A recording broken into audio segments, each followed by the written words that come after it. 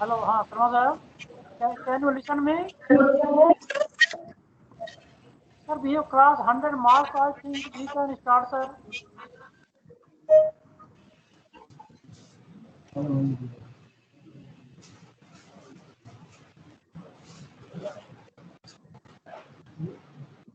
Hello यार उनको बोलो स्क्रीन पे फिर इंट्रोडक्शन लगा दें।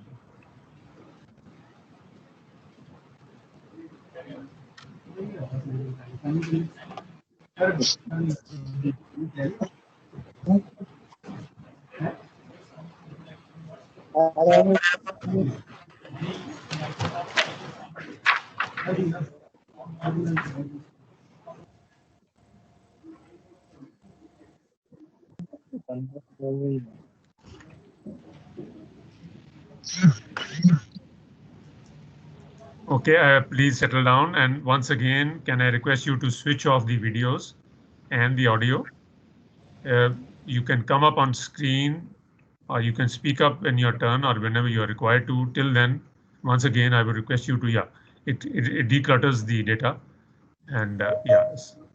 Okay, good afternoon, ladies and gentlemen. We welcome you to this virtual training session on the tunneling technologies in design and construction. I hope your families, you yourself, and your colleagues across the globe are safe and healthy in these difficult times. This session is being organized by the Tunneling Association of India, TAI, under the aegis of CBIP, that is the Central Board of Irrigation and Power, in collaboration with the Center of Excellence for Tunnel Studies, CETS, which is a new and a fledgling organization under the aegis of National Highways and Infrastructure Development Corporation Limited, NHIDCL. I think most of you are aware. A brief about the TAI, although I'm sure all of you are aware, you have heard of the TAI. This organization was formed in the year 1976 under the Central Board of Irrigation and Power. And we are the Indian chapter of the ITA, that is the International Tunneling and Underground Space Association, ITA. Now, when you look at the agenda of this TAI, it's manifold, but primarily it revolves around three things. One, to encourage the use of subsurface or underground space. Two, to promote the advances in the planning, design, construction, maintenance, and safety of tunnels. And three, knowledge and experience sharing. That's how we are meeting here today. Ladies and gentlemen, we also represent the country. We represent India at the ITA and similar forums. We are a single platform for connecting the academicians, the contractors, the industry, the builders, the equipment manufacturers, the designers, consultants, everyone. We publish reports and manuals. And in addition to doing all this, we also hold a Tunnel Asia conference once in 2 years. Last time we had it in Mumbai, and the coming year, hopefully, when all is well, we're going to have it in Goa. In the days to come, we are going to run 10 to 15 more such technical training sessions. We hope more and more of you will join. And through this medium, I will also request you and your organization to become members, preferably life members of our TAI. Okay, a word about, I just mentioned the CETS. I think it'll be worthwhile to mention about, because this is a new organization. If there is anybody here on screen anybody from the NHDCL, I think please convey our compliments to the MD and the staff who have conceived this idea. It is as young as 8th of August. I mean, it's just about, you can say, 10 days old. This is not exactly a think tank. While TAI is more on the think tank, this is a platform, again, for similar kind of jobs, but they are going to be providing the leadership, the strategic advice, and the problem-solving inputs. As we read about them, I think the focus is the agenda that they've laid for themselves is research and innovation. It is a center for review and modification of the designs, standards, and construction methods. And also it is a knowledge center. It is yet to take off on ground. And we wish all the very best to this small organization within the NHDCL. And we at the TAI would love to collaborate with them because we have a similar agenda, if not the same. Right, ladies and gentlemen, now it's my proud privilege to introduce to you Dr. Harald Wagner. I'm sure those of you who are in the world of tunneling for a long time would know about Dr. Wagner. He's highly qualified and highly experienced tunnel engineer with an experience of more than 4 decades. And he has worked in more than 35 countries. He is known in the field of tunnel design, construction, and consulting. In fact, he's worked in all the fields. He has also been a professor at the Graz University. Those of you know that this is a university located in Austria. And this is one of the very, very prestigious universities as far as the tunneling courses in the world are concerned. He's also the vice president of ITA, International Tunneling Association, and also an expert member of the ITA Executive Council. We have met him on a number of occasions, and it's always a pleasure to hear him and also interact with him. Speaking about the subject matter today, I think you are well aware that the subject matter of the day is basically on the tunneling technologies. Now, ladies and gentlemen, you are aware that with the recent breakthroughs in the tunneling technologies, it permits you a choice of design. Okay? And it permits you a choice of technique. And today, with the more and more experience coming, people want to minimize the risk. So risk mitigation is another aspect, and the contract management is another aspect which I think as engineers, all of us need to be updated. Now, our subject of the day would be dealt on the similar lines. Namaskar, sir. Yeah, somebody stopped, I think. Yes.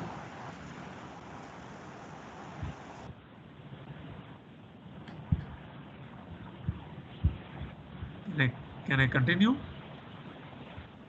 Control, can I continue? Yes. Okay, I think there was something else, some confusion. Okay, so I just left it that, okay. When you look at, when you're in the field of tunneling, you all know that it all starts with investigations. Okay, a better investigation, a comprehensive investigation leads to a better design, a more optimum design, and a more economic design, and a safe design.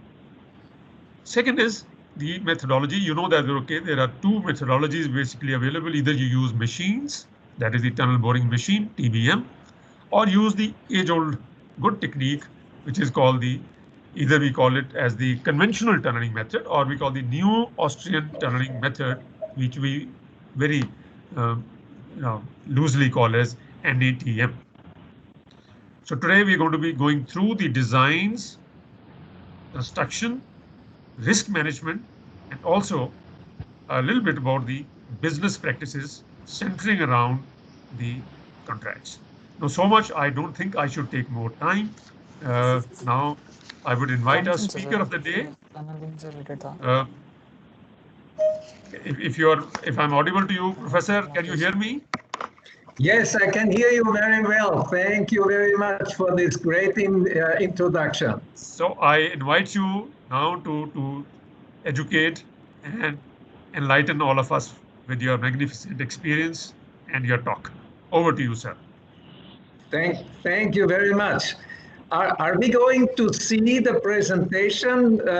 Is it available through your management, or is it going to be Yeah, I think we can see from my side? as you speak, we can go through the presentation. I'm sure. Give me a minute. Sunil, if you are hearing me, I think we should, as the professor is speaking, it is better that it comes up on the view foil and then he explains. Sunil?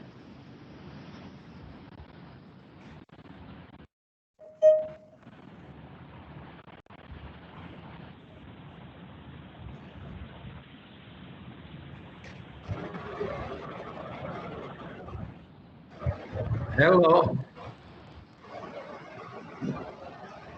Yeah, Professor, wait a minute. I think this Sunil, can you hear me? Yes, I can hear you. No, Professor. I'm not. Sunil. I'm calling Sunil Sharma. Hello, Sunil. Sunil ji, I think we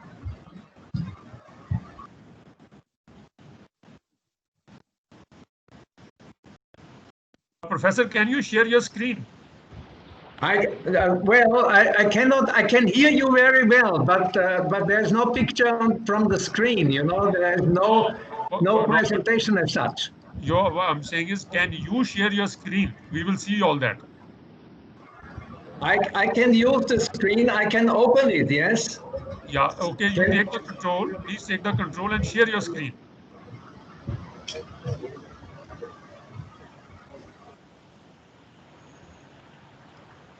I have opened the screen now. Yeah, share it. Well, it is on my screen, but it looks that it is not shared with you. Yeah. We can't see it here. Let me see if our guys can share it here. Sunil, if you are hearing me, can somebody here share the screen? Control.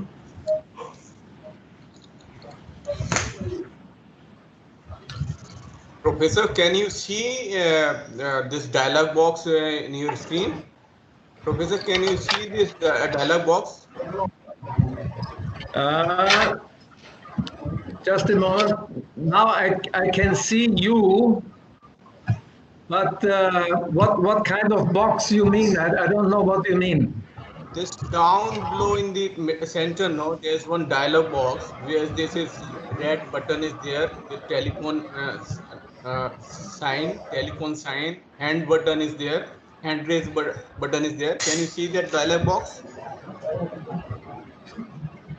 No, I don't know what kind of box you mean. Okay, have you shared your presentation with somebody, with TAI? Someone is having your presentation? Mr. Sharma? No. Mr. Sunil Sharma, are you having? I did send the whole presentation to Sunil Sharma a couple of days ago.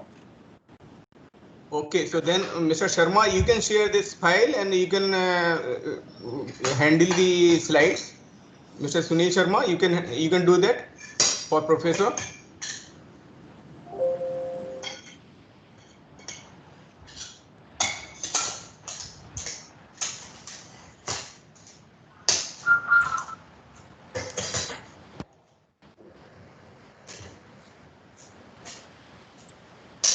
Professor, in your screen, this MS Team screen is open. Which screen is open on your screen? MS Team. Should I click Open Share Tray? Yes. Yes, that's what.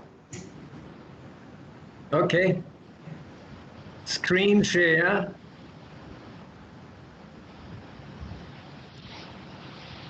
Now something is happening. Yeah, it will come.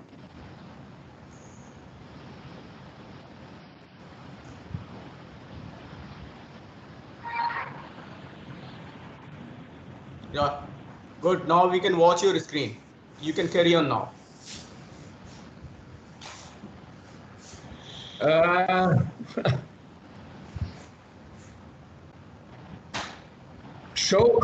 No. Professor, we can see your screen now. You can continue. Okay, just a moment. Yeah. I cannot see my screen.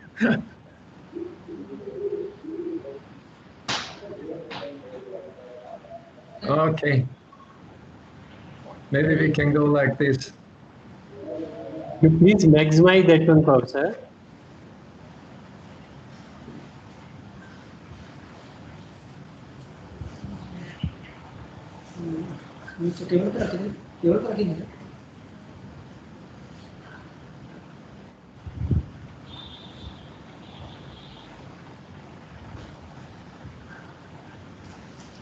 Hello?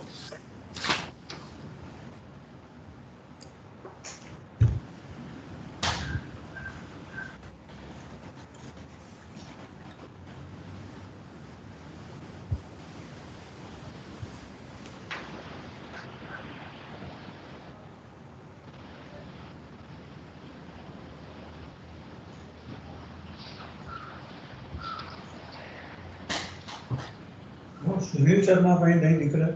वही तो इसके साथ जो बीच में GP Patel है ना, इसी same office में है, तो बाहर घूमते हुए देख रहा था जो बीच में ना जीपी पटेल इंटरनेट। आवाज आ रही है तो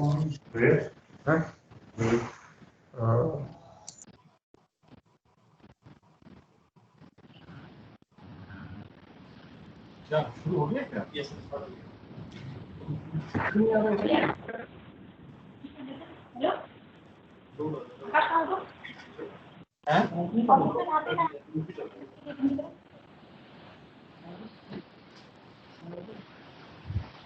Hello?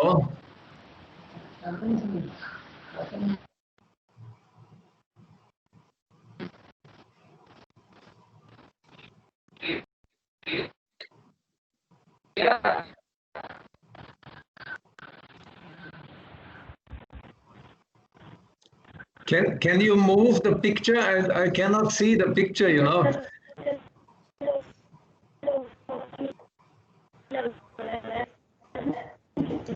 Now I can see the first slide.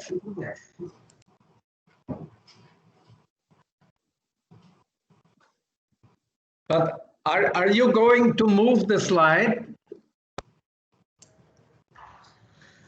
You can go to slide number 3 already because of the nice introduction we have already received. So I don't want to talk about that anymore. Anyway, I would like to let you know that I'm excited to be with you today and to give you this virtual lecture.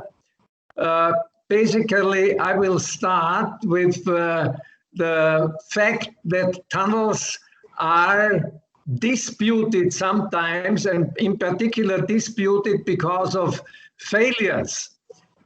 Such failures continue to occur, and they are a serious subject in the public, because the public immediately complains if there is a problem with the tunnel, and we do have to understand that. हो गया Hello? हाँ हाँ video video नहीं आ रहा। अच्छा ठीक है So I think we can continue. Yeah, please continue. Yeah, I wanted to say that tunnels are always a subject of publicity also, and then if we have a problem, and the problem can be in any type of tunnel, in soft ground or in hard rock, and this also has a reflection to the insurance industry, not only to the construction and to the tunneling industry and to the project owners. So what we have to focus on is we have to focus on a better accident ratio, where we have a quotient between a tunnel failure and between the tunnel of success. So can we go to the next slide?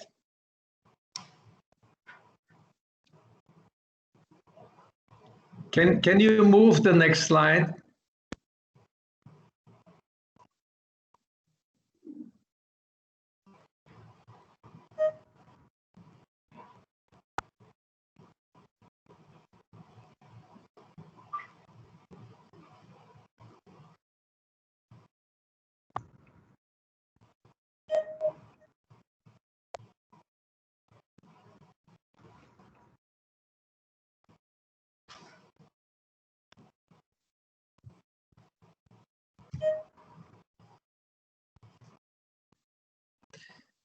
Yes, so the next slide is about the substance of the success.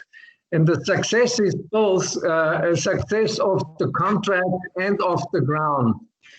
So we have to have an increase in the capacity, both for public and for private underground infrastructures. We have worldwide population growth, and this population growth is connected with increase of energy consumption. It's an increase also of bettering living standards, and that's a global development. So the dependency between the tunnel and the ground is related also to the ground behavior, which is the biggest source of claims. And,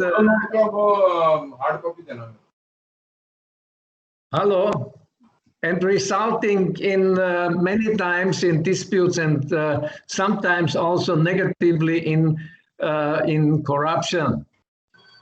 So it is the subject of infrastructure design, which is influenced by short-term decisions. If we dig a tunnel, we are facing continuous changing conditions underground, and so we have to make very quick decisions.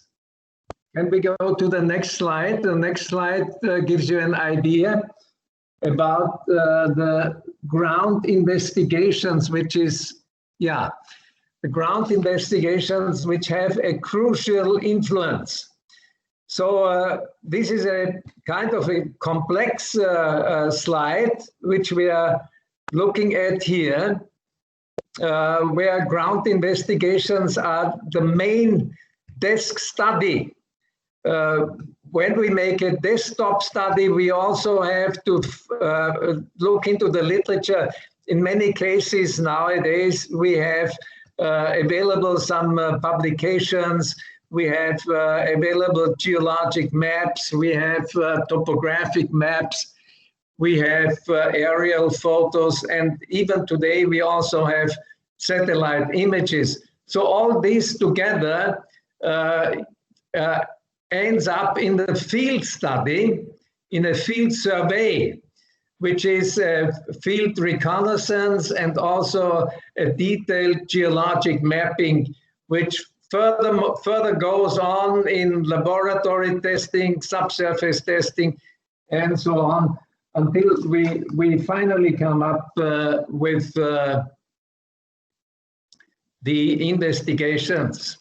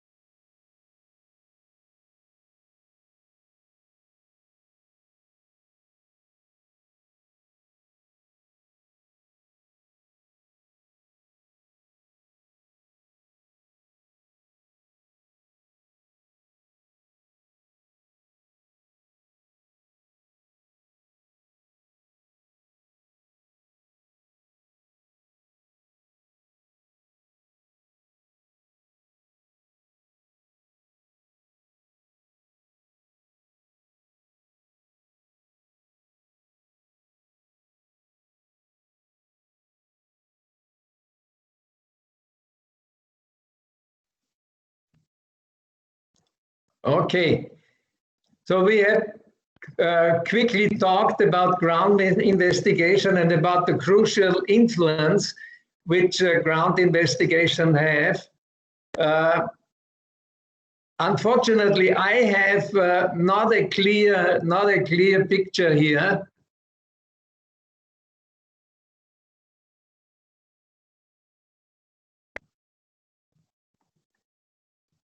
Can you go to the next slide, which gives you the outline of the lecture today? Can you move to the next slide?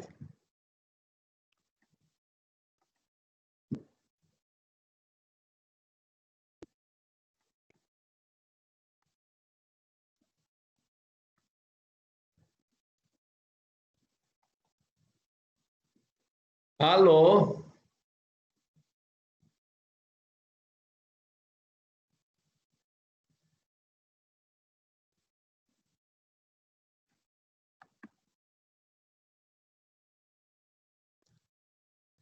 Hello?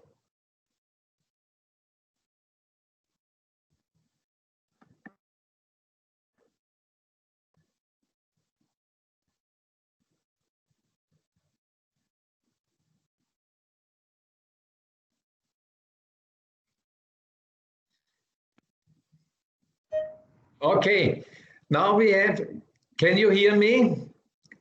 Yes, yes, clear. Please go ahead. Okay, I'm just giving a quick overview of the outline of the lecture, which is after the introduction, some sample projects, also standards and specifications.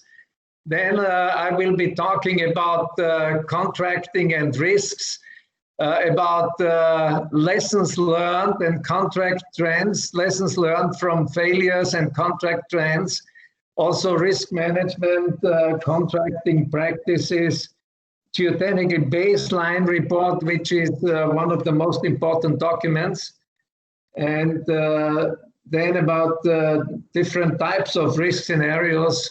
Hello. And some conclusions, recommendations, and final words of thanks.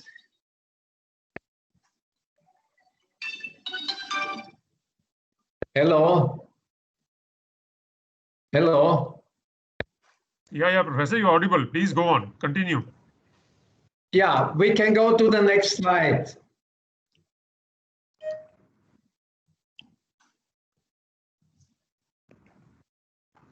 Hello?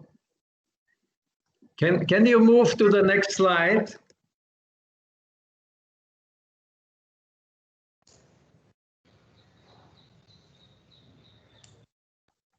Yes, clear now. Please go, continue.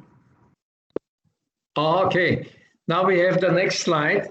Unfortunately, I cannot see the whole slide, you know.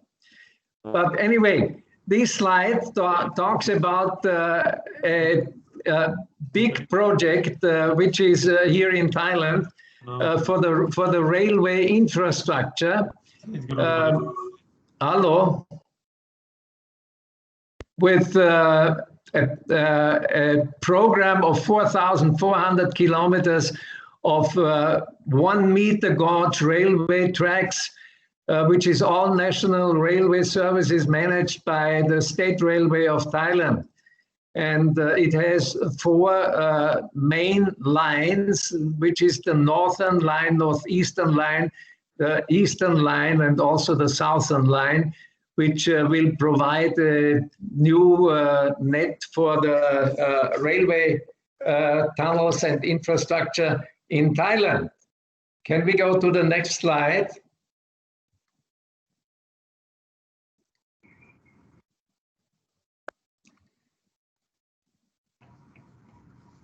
Okay, so in addition to the meter gauge project of 4,400 kilometers, there is also a high-speed train plan which connects these southeastern countries of Laos and Vietnam and Malaysia and Singapore and Thailand and Myanmar also, with high-speed rail lines which are 1,435 millimeter gauge railways, which would connect Southwest China and Southeast Asia with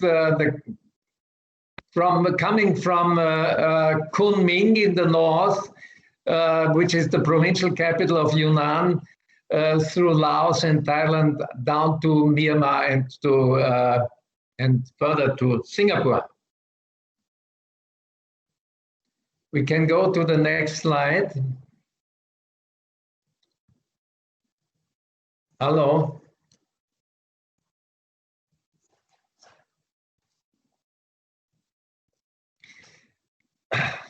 Please proceed. Hello. So the next slide would be slide number 9.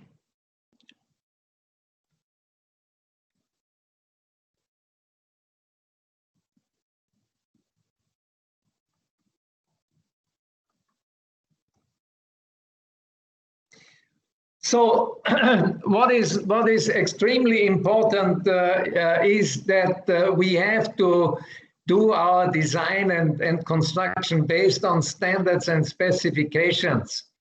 And I have made a list of standards and specifications which are common right now for underground works, for the safety of tunnel boring machines, for the construction and geotechnical works, for mine structures, for guidelines for fiber, steel fiber concrete, for geomechanical planning, but also for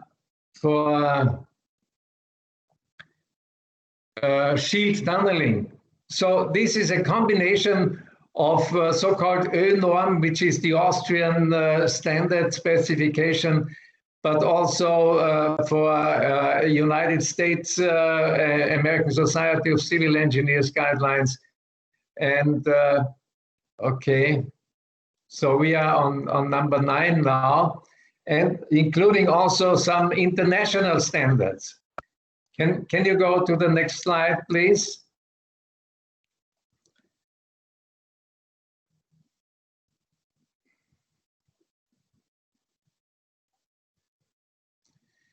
The next slide gives you specifications according to the European standard, to the German standard, and to railway guidelines for different types of materials, concrete, cement, steel, ground stability. These are all German norms, DIN norms, cement, and gives some norms also for geotechnical investigation, for sealing strips, for precast concrete segments, for soil classification, and so on. So this is a overview which you will have in your files after the lecture. We can go to the next slide, please.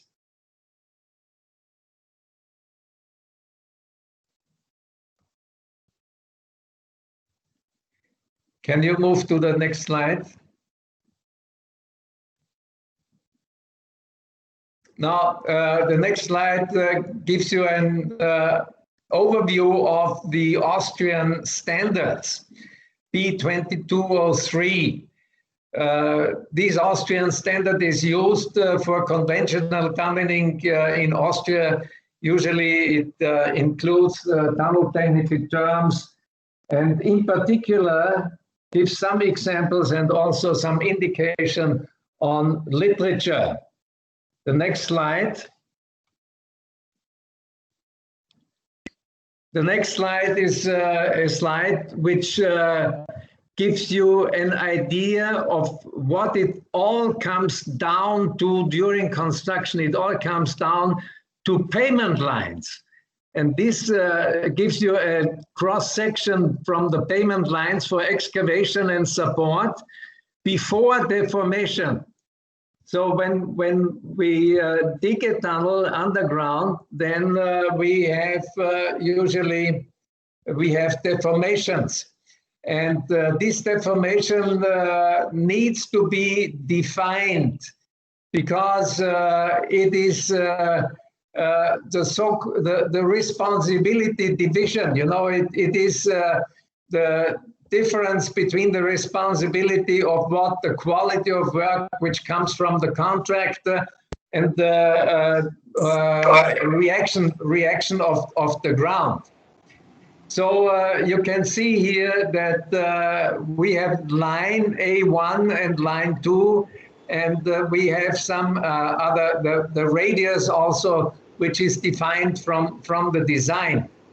So we have these excavation and payment line before deformation in the tunnel, and then we have another, and in the next slide it shows you on slide number 13 the payment line after deformation.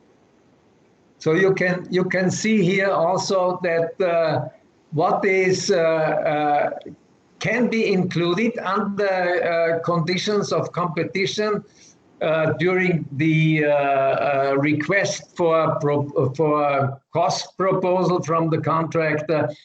And what you see here is also the gray area. You can see the defined by the design, the radius, the thickness of the lining of the primary and secondary lining, and that's all after the deformation. We can go to the next slide, please.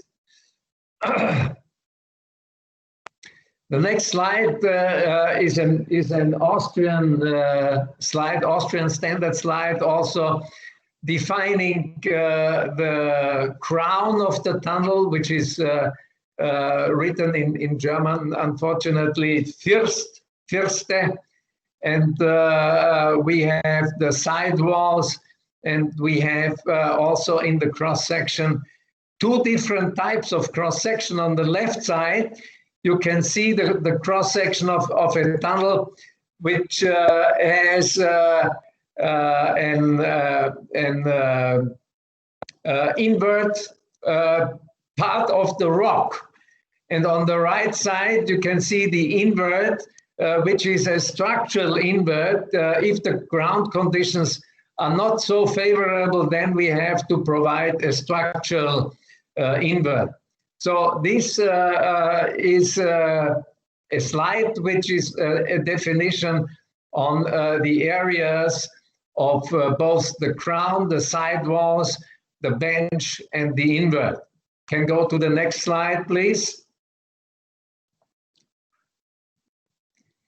The next slide shows you what the specifications are and what the risk management and what is due to different types of problems in the tunnel. Mainly the cost overruns. Cost overrun is one of the most common problem. Another common problem is the delay in construction. Another common problem is also the losses. You know, if the construction has a delay and I can get some revenues from the project, then there is a claim for the revenues of the project because of losses during the time losses during construction. And then we also have a problem if we have safety deficits, and the biggest safety deficit will be if there is a collapse. And then we have also some problems which are related to environment and violations of the environment. The next slide, please. Can you move on to slide number 16? This slide number 16 is a very common slide, very well known, because it says that risks can be managed. We can minimize risk. We can make an agreement to share the risk. We can transfer risk.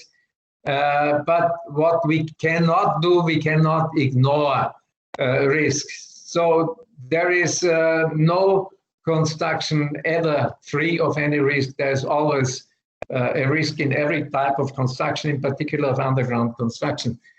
Go to the next slide. Slide number 17. Yes, just last year in 2019, during World Tunnel Congress in Naples, the FIDIC Emerald book has been launched, and it defines underground works, the conditions of contract for underground works. So these conditions of contract for underground works, when it's designed by the contractor according to the reference designed by the employer and the geotechnical baseline report, as I mentioned already, which I consider is the most important document in a contract. So this is done in the so-called FIDIC Emerald book, which is now widely used worldwide. Can go to the next slide.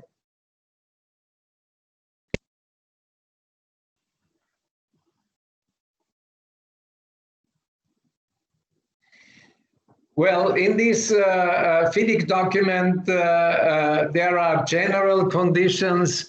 There is a guidance for the preparation of particular conditions with some annexes, example forms for securities, guidance for the preparation of tender documents, and example for schedule of baselines, completion schedule and schedule of contractors, key element and contract agreement, and dispute avoidance education agreement, which all is regulated in this FIDIC document and should be used and should be helpful also for the future of construction contractors of underground works.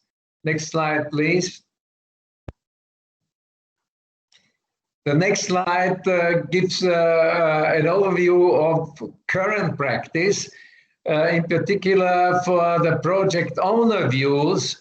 It raises the issue of current contracting practices, the issues of concern from the point of view of the project owner, the issue of risk management, then comparing risk examples, which is also always very helpful in the contract. So there are more and more examples, and more we can learn from these examples, as we are facing with one situation that every tunnel is different. There's no tunnel in the world 2 times or identical, but we still can learn a lot from the past. Next slide. Then we have a construction contractor views also. The contractor, when he starts to prepare a project, he looks what are my concerns. Then he looks into also the issue of claims. Can I? Is there any door in the contract then I can open a claim? Then he looks also into various options, because contractors have different experiences, and they sometimes have quite good ideas and like to introduce these ideas and provide an option. The contractor also looks into risk management principles. How is in my specific contract the risk distributed? Who is going to be the risk owner? And then there's a risk management process also. Okay, so that we can go to the next slide.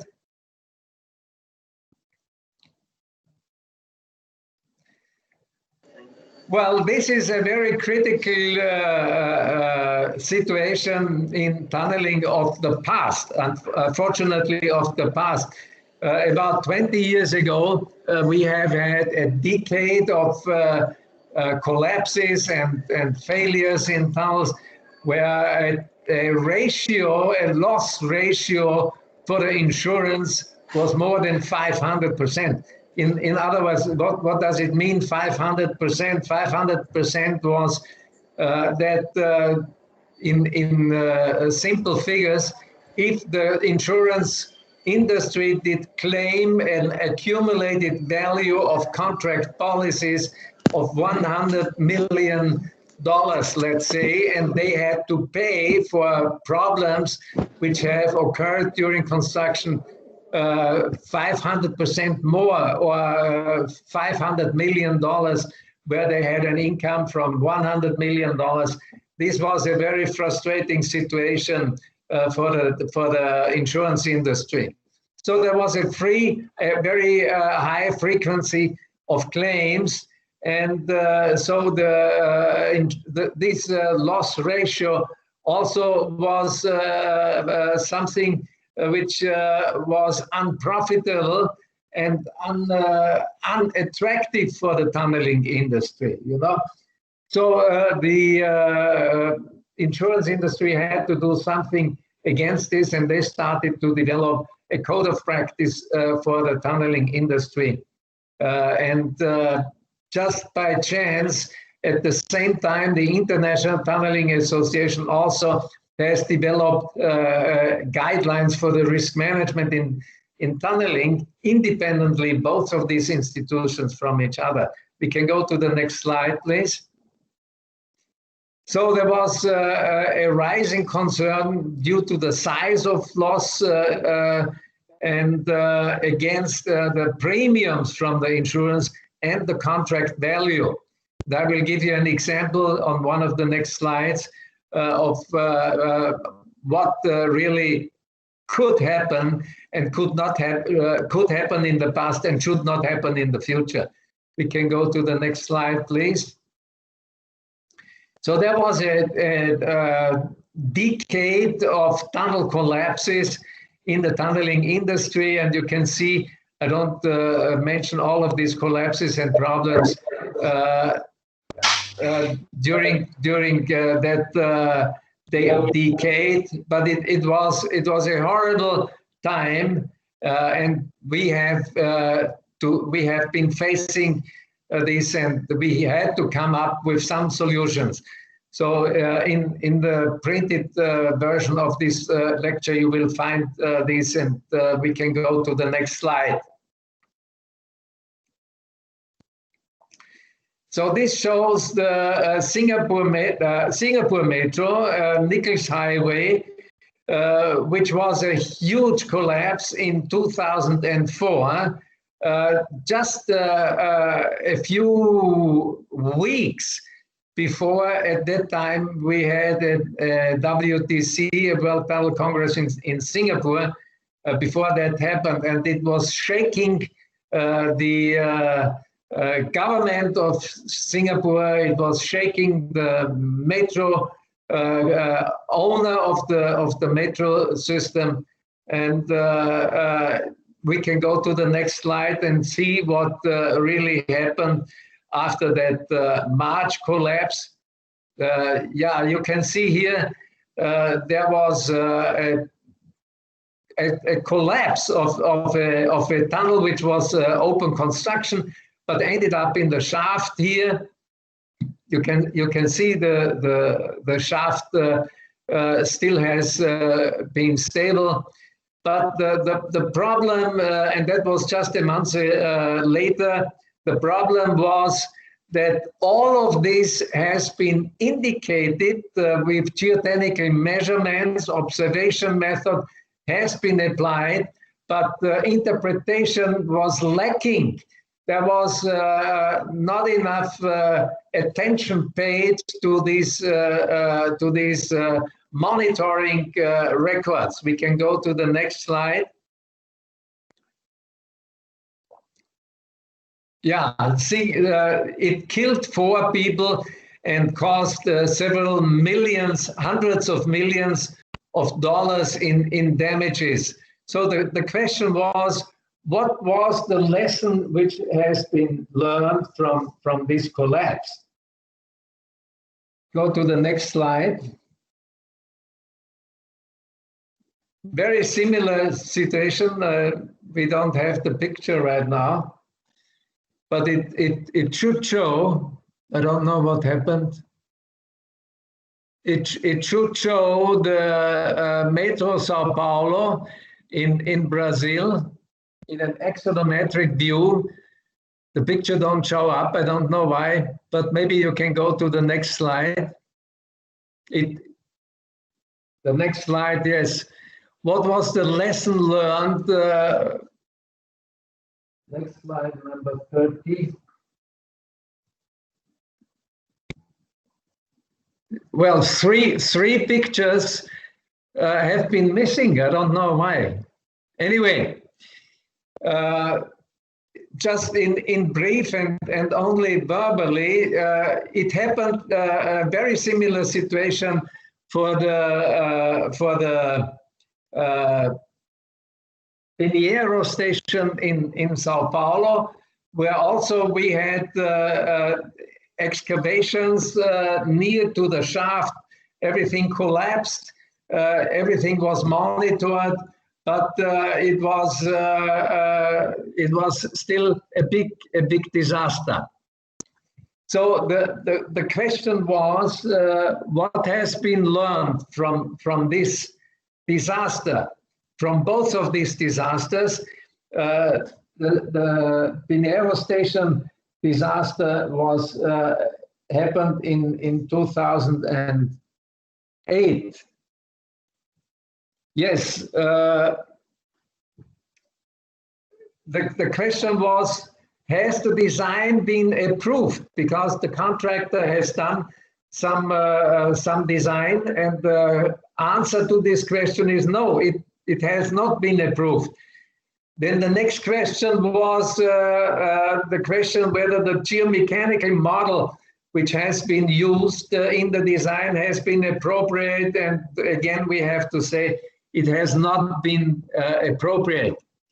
Then the question was also regarding the calculations and the simulations. Have they been completely investigated? The answer was no, it has not been completed. And then where the threshold values, have there been any threshold values, and have they been monitored, threshold values in regards to the deformations? No, again, no. And the monitoring data interpretation was insufficient as well. So all this gives us the reason, very good reason, that a disaster, that it has been like looking for disaster to happen. Next slide, please. So the next slide asks the question also, what were the lessons learned in construction?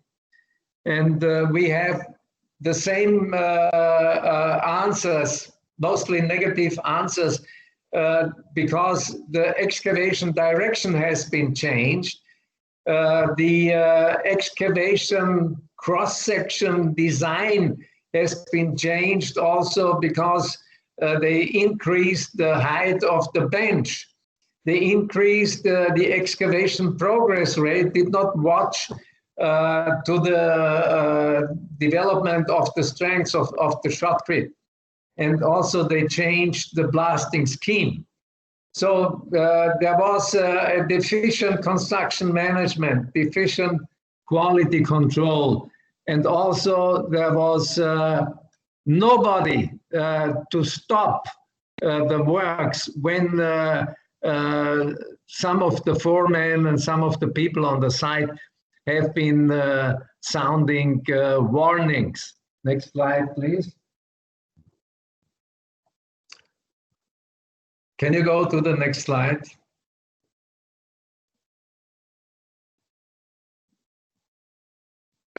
Hello.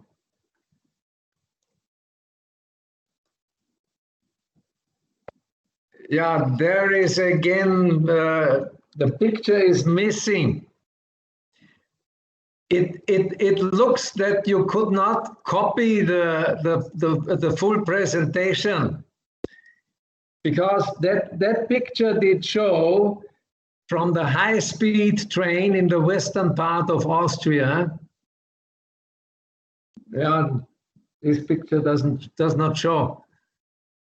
I don't know. It looks that you could not copy the slide.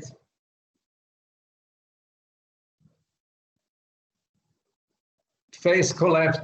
Well, these are slides which show the phase collapse. Okay, then I don't know the capacity of your copies looks to be a problem. Anyway, what you can see here is a claim example from that high-speed train project, which shows the numbers on the slide here, that the original cost of the civil works was 60 million euro, which gives a cost per meter of tunnel of 7,000 euro for 1 meter of tunnel, including excavation and support. The chimney collapse, which has been indicated on the slide, which I unfortunately could not show you, but there was an overburden of 90 meters. And usually people would think that if you have 90 meters of overburden, there cannot be a collapse up to the surface, a so-called chimney collapse. But it happened. The length of the collapse was 20 meters, and the real cost of the construction, depending on the 7,000 euro per meter for these 20 meters, was 140,000 euro. But the claim for the reinstatement of the collapse was 7 million euro. So that is a huge additional amount, and that sums up to 5,100% of the real cost. So this shows how risky underground works can be. Okay, we can go to the next slide, please. Yes, what is the consequence, the contractual consequence of such a collapse? The claim, and the claim issues are the reinstatement of the cost against the real cost, the insured claim against the insurer's loss, because this huge amount of loss has been covered by the insurance company. The insurance also has a so-called unquestionable quality control, and the tunneling industry has been not consistent in regard to the risk management. So these are the issues of the claim. We can go to the next slide, please. What are the trends in contracting underground works? First of all, there is a trend that the risk type construction is increasing. The contract type is just that more and more risk is the construction industry face. Then there is a trend against design and build contracts. More and more we have design and build contracts which in the old days it was called turnkey contracts. Now we have design and build contracts, because there is a belief that we can save time. Once a decision is made to make a tunnel, then there is a belief that design and build contracts will provide faster results. There is a trend for tighter schedules and a trend for tighter budgets also. And there is also a trend for competition. Competition is very necessary, but heavy competition sometimes, because of different qualifications of the contractor, can give us a problem. Next slide, please. There are contracting options also. In regard to the claim history, which I did show you, that there are offering insurance policies. There are options for insurers. There is an increase in terms and excesses and cover restrictions, which could become price prohibitive. There are tackling issues with the code of practice, and there is also an increased need for working closer with the industry, which doesn't mean that scientific works on our universities is not necessary. It's equal necessary. But in our field of underground infrastructures, we have to work closely with the construction industry. Next slide, please. What is the request from the tunneling industry? It is a request to agree on appropriate risk management and ongoing risk management procedures in tunnel contracting. That's the industry request, and I think we are responding quite well to this request. Next slide, please. Risk management principles. Unfortunately, again, it looks that this slide did not come through. Anyway, the principles in risk management are shown here, which is prediction, which is design, and also managing of different designs. Sorry, management principles in the next slide are shown in design and construction.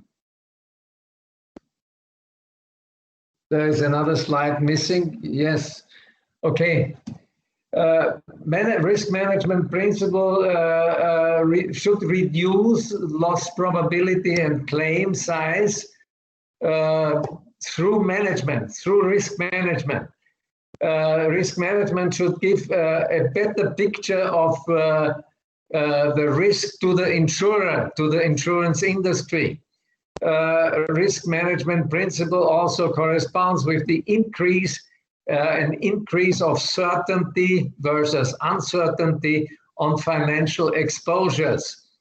Another risk management principle is that we should create auditable trails for insurance compliance. And we also should distribute best practice. I'm coming back to that principle of best practice. Next slide, please. This slide also did not come through, but it's a picture of the code of practice for risk management for tunnel works. And it's basically the ITA guidelines, which gives you a table of content of that ITA guidelines. And I told you that this also has been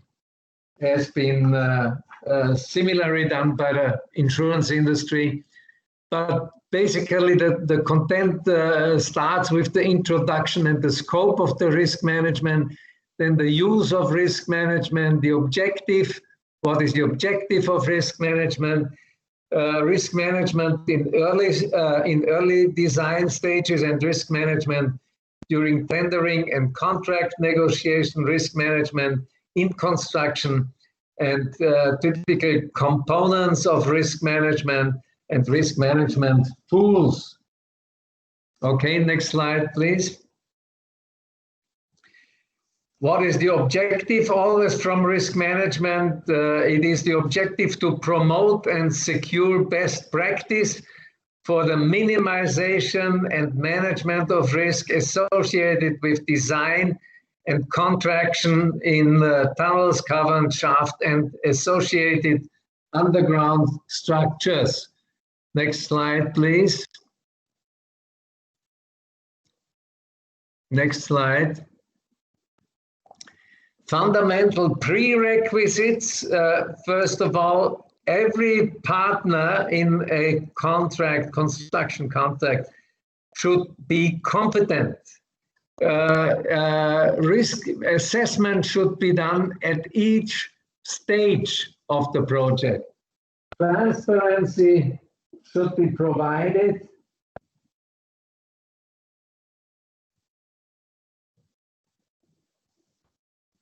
Okay, next slide, please. To assess the risk in a risk management principle, we have to first identify the source of the risk. Then we should identify the cause of the risk. Then we should identify the consequences of the risk. Then we should identify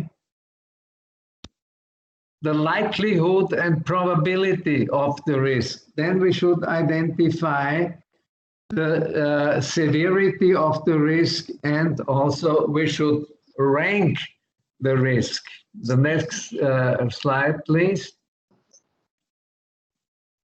Risk management practice should be managed to ensure the reduction to a level as low as reasonable practically. That's a technical term used in the FIDIC document, and in short, the principle of ALARP. ALARP means as low as reasonable practically.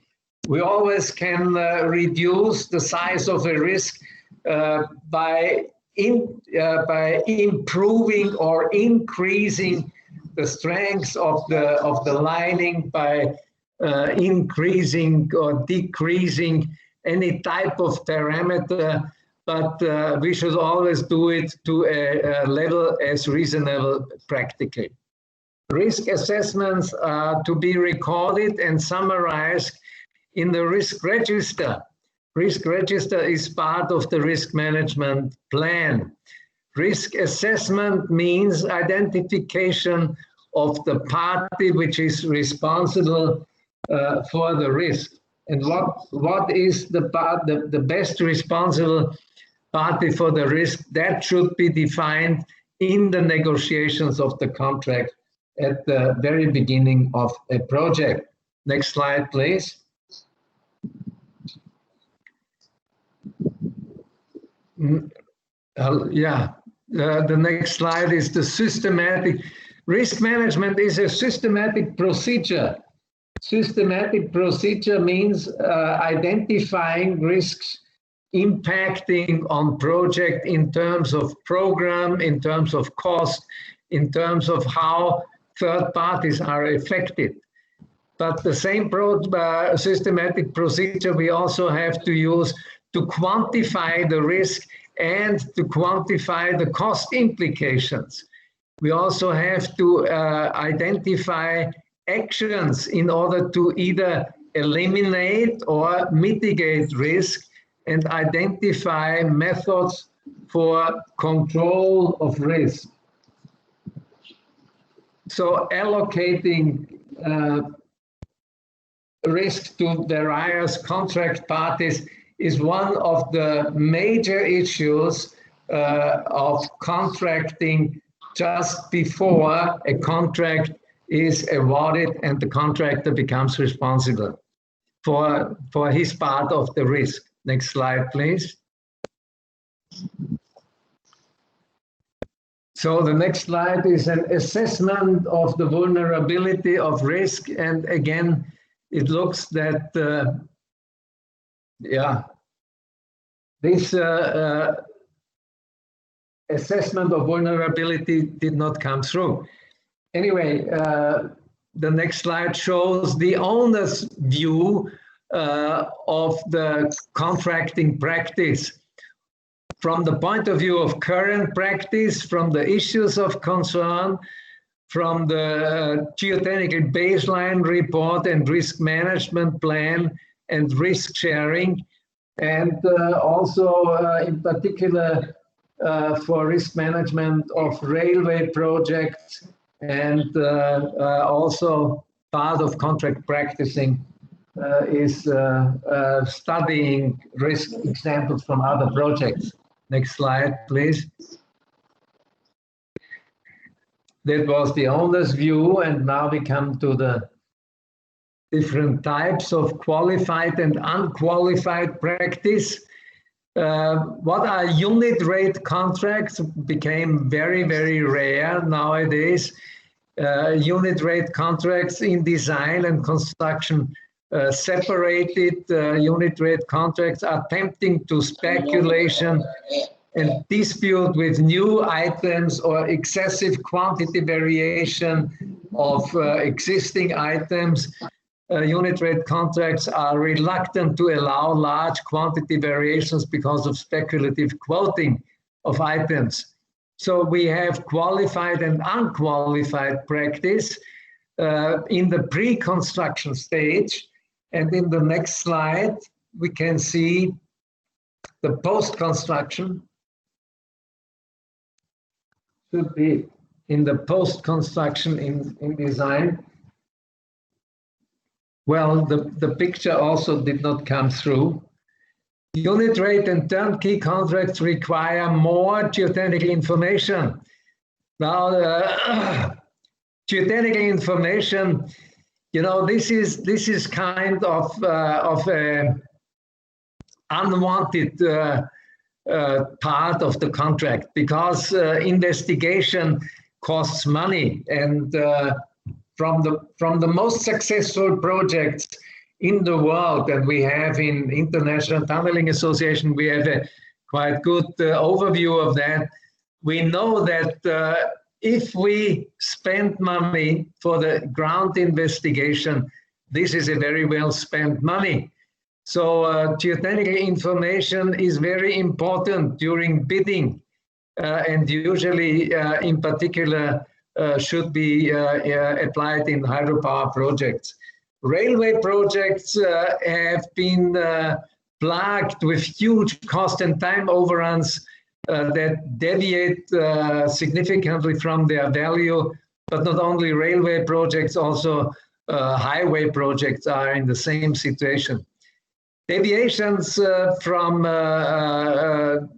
contracts might be caused by cultural, social reasons, administrative issues, geological, geotechnical investigations, and so on. So this is in design, and now we come to the next slide in construction.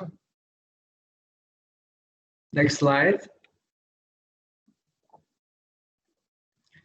Yes, in construction, we have found variations between predicted and actual conditions. Usually we have to manage this, and that could result in significant cost and time overruns, but also in claims due to differing site conditions. Next slide. qualified and unqualified practice also is different. Yes. During construction, there are uncertainties beyond the assessment. There are sometimes innovative contractual solutions for quantifying uncertainties and assessments of risk by factors for successful contracting. Unfortunately, the picture is missing. Okay, next slide, please.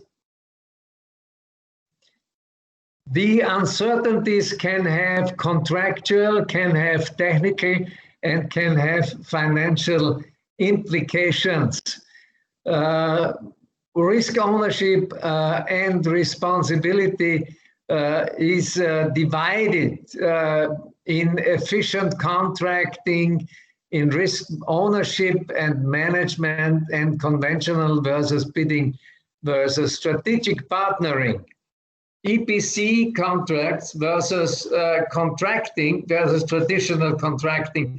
EPC is engineering, procurement, engineering and procurement contracts versus traditional contracting. It's a favorite contract model nowadays. Approaches for project risk alleviation are made, and eligibility and pre-qualification is also an issue of risk ownership and responsibility. Next slide, please.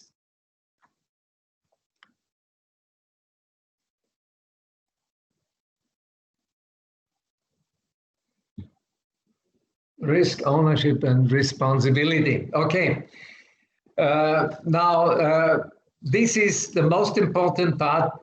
Who is the owner of the risk? And the owner of the risk will have to pay if it materializes, if the risk is popping up. Risk should be owned by the party with the best availability to control the outcome. So this has to be agreed during contract negotiations and before contracting starts. Risk responsibility has to be included in the contract as part of the contract to clarify who is responsible for which risk. Now in Austria, there is an Austrian system, we call it Austrian system, which involves a clear risk sharing and risk allocation model. The geologic and hydrologic risk is generally with the client. And pardon me? And what is the good reason for that? The good reason for that is that the one who has more time and possibilities to investigate and check the geologic and hydrologic risk is usually with the client. However, the ground behavior risk, including over-profile and deformation, should be with the contractor. A tunnel classification matrix model is used for excavation and support in the Austrian system. I don't know what. Okay. Anyway, a risk register should be included in the bidding document. It has to be developed and being part of the risk management plan. It brings objectivity when comparing line by line risk among bids and forces. Next slide, please.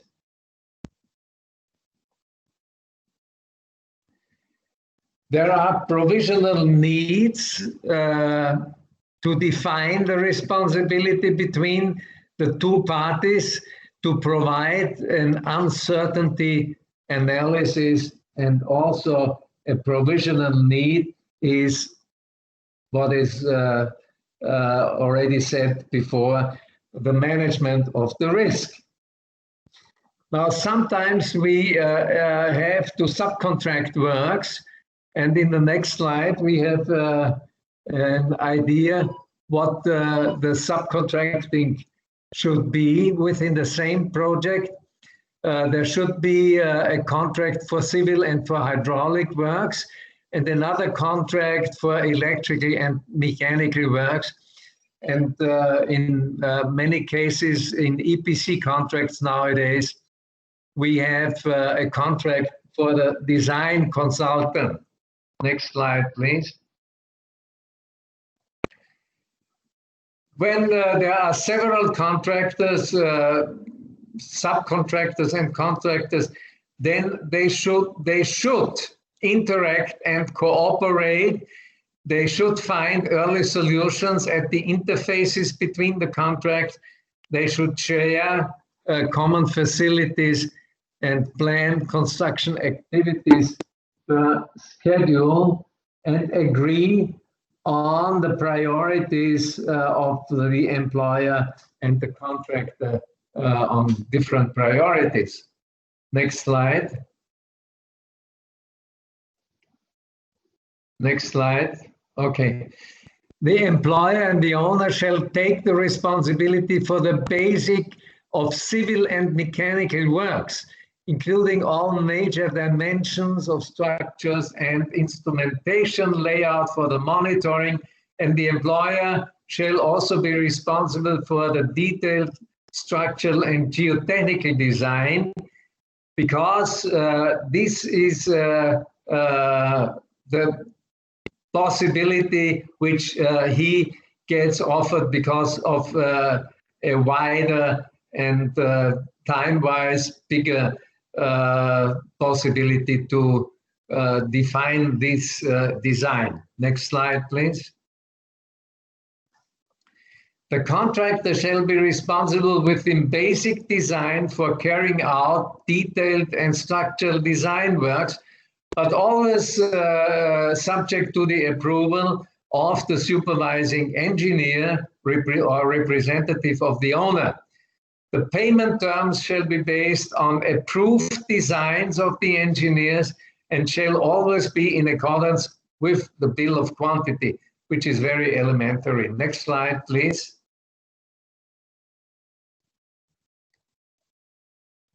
Okay.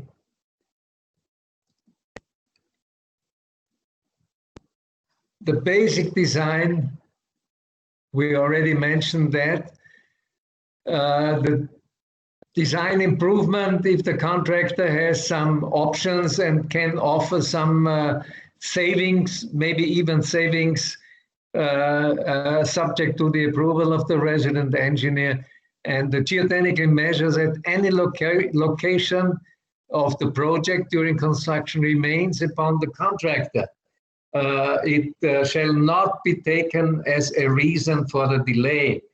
So the contractor has to do the geotechnical measurement and monitoring during construction. Next slide, please. Okay. During construction, the employer shall or can engage a so-called design consultant, which is in general subject to qualification. And the design consultant shall be responsible for review of all detailed hydraulic and geotechnical design, calculation drawings, and so on submitted by the contractor. So the design consultant has a key function in the contract. Next slide, please.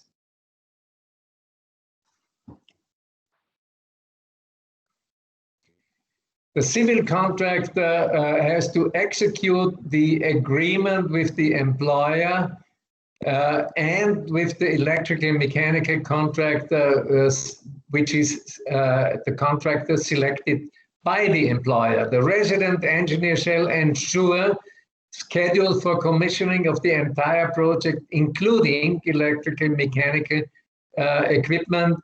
I'm talking about hydropower projects in this context, but not only because electrical and mechanical equipment we also have in highway tunnels. But the schedule has to be developed jointly with the engineer, and the contractor has to support and coordinate all required activities for implementation. The same schedule has to be accomplished shortly after signing of civil contract and E&M contract, and the design consultant shall coordinate with the civil and hydraulic consultant to ensure adherence to the schedule. Next slide. The next slide just shows you basically what is the function of the risk. The risk is a function of hazards being of consequence or severity and likelihood of occurrence. You can see the flow of information down at the hazard identification, which is followed by a risk assessment workshop, risk analysis, risk management in order to determine critical risk and mitigate measures, and cost-benefit analysis, and enact mitigation measures in design and in construction. Next slide.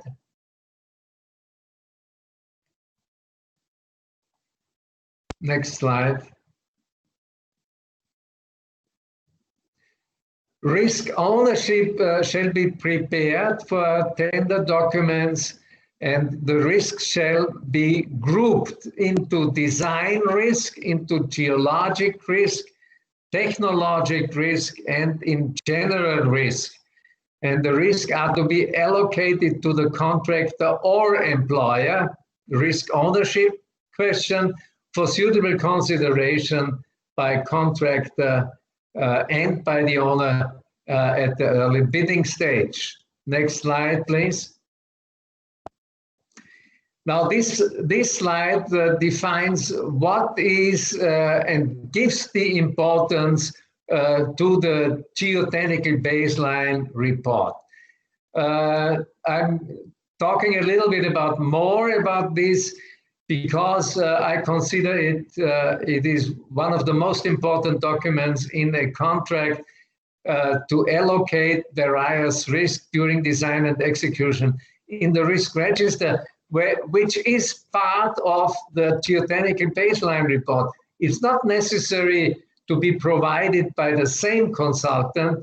A risk register can be provided by an experienced designer, but the geotechnical baseline report itself, defining the geotechnical baselines, addressing geological risk, should be done by a geotechnical expert.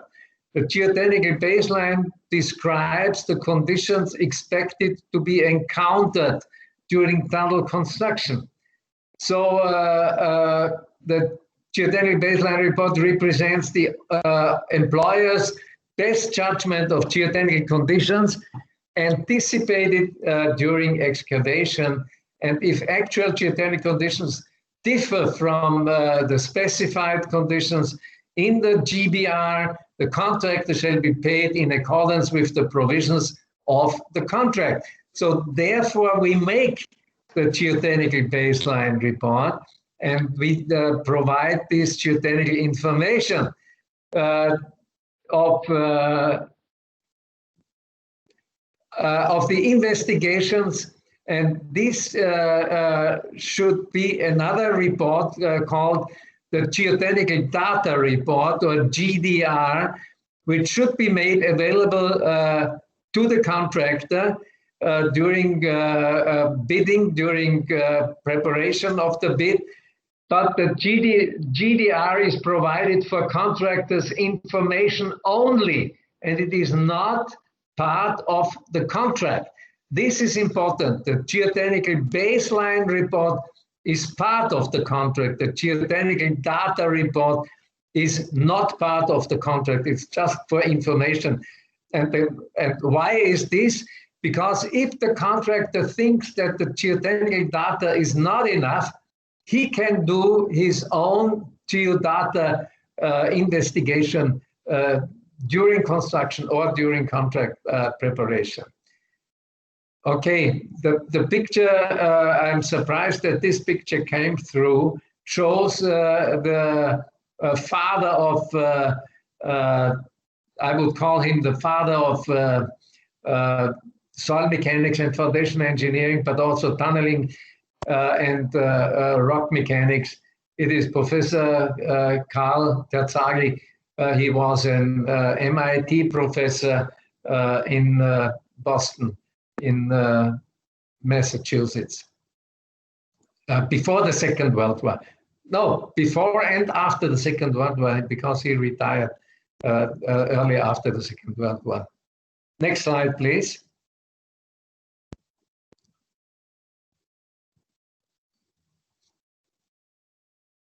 Can you move to the next slide?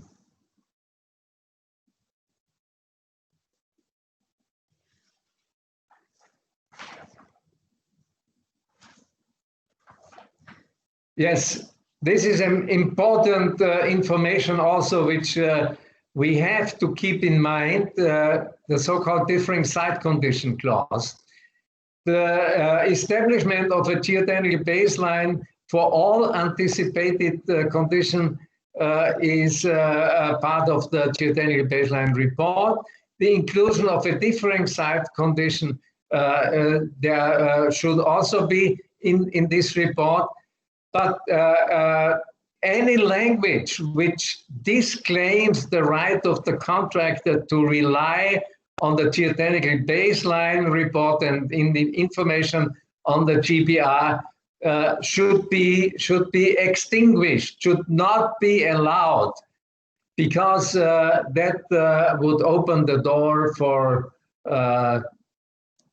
and no court, no judge would agree with a clause which disclaims differing site condition.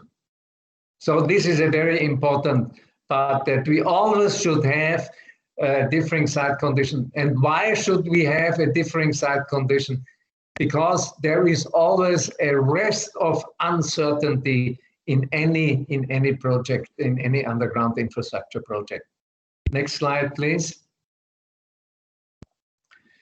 Well, again, the geotechnical baseline report, GBR, has to establish a realistic basis for all contractors, so they all have the same chance to work on that. It should be included in the tender documents to form the base for evaluation of contractors and for claims in particular situation of differing site conditions. The GBR shall help in preparing the risk register on the basis of specified baselines, and the risk shall be suitably allocated and between the client and the contractor. So the next slide, please. Next slide. Yeah, contractual baselines are the basis for equitable contractual risk sharing and risk allocation between the project owner and the contractor. Next slide.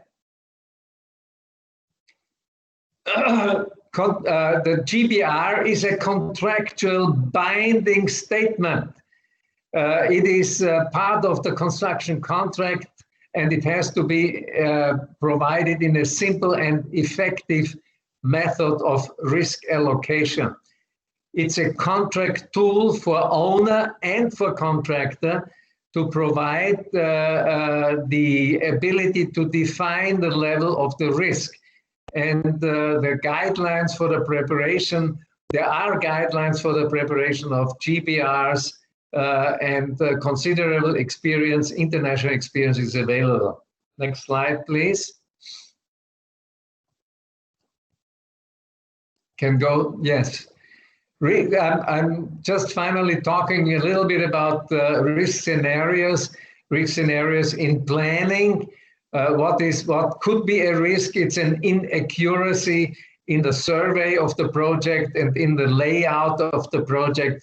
There is a risk also in the delay of acquisition of land for the project. Sometimes the project is more or less finished, but the expropriation of the land for the project is not finished, then there is a delay for the acquisition of the land.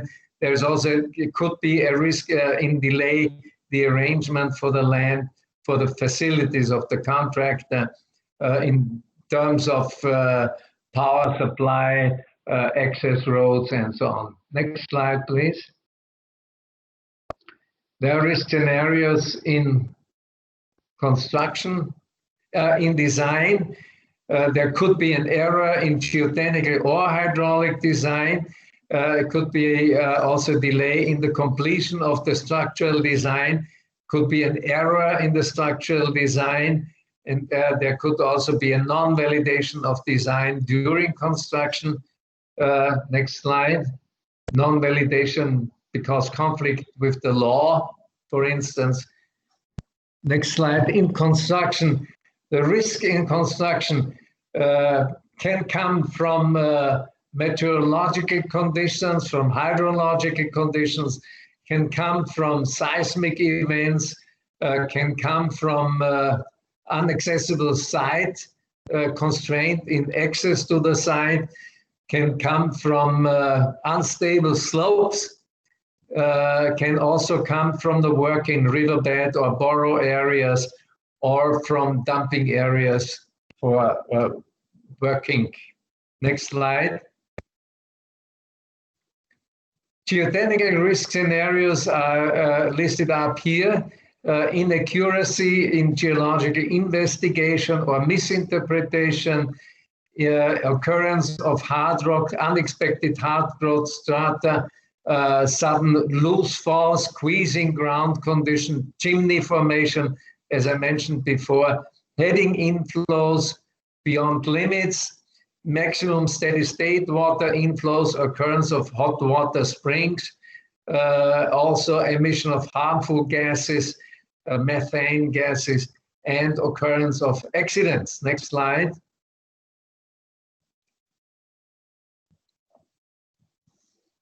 Next slide.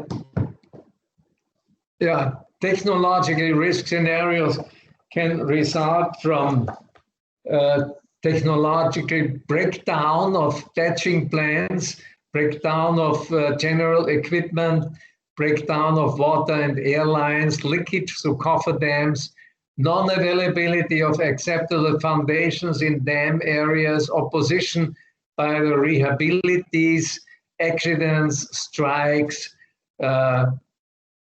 non-availability of explosives, non-availability of water and power supply, and stoppage of works upon the government orders. Next slide. Next slide. Okay, we have seen that already.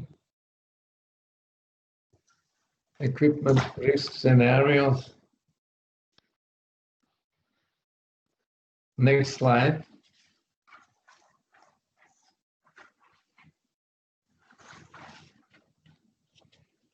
So we come to the conclusions, and after that to the question and answers. Conclusions are that we need to have regulations and standards because they are helpful tools both for contractors and owners during project development. In particular, the choice of contract modeling and of the technology used in contracting is very, very important and needs to be decided from the point of view of best risk coverage. We can lessons learned from the past, both in design and construction, and they show that geotechnical baseline and risk management plan are a very important part of any contract document. Next slide.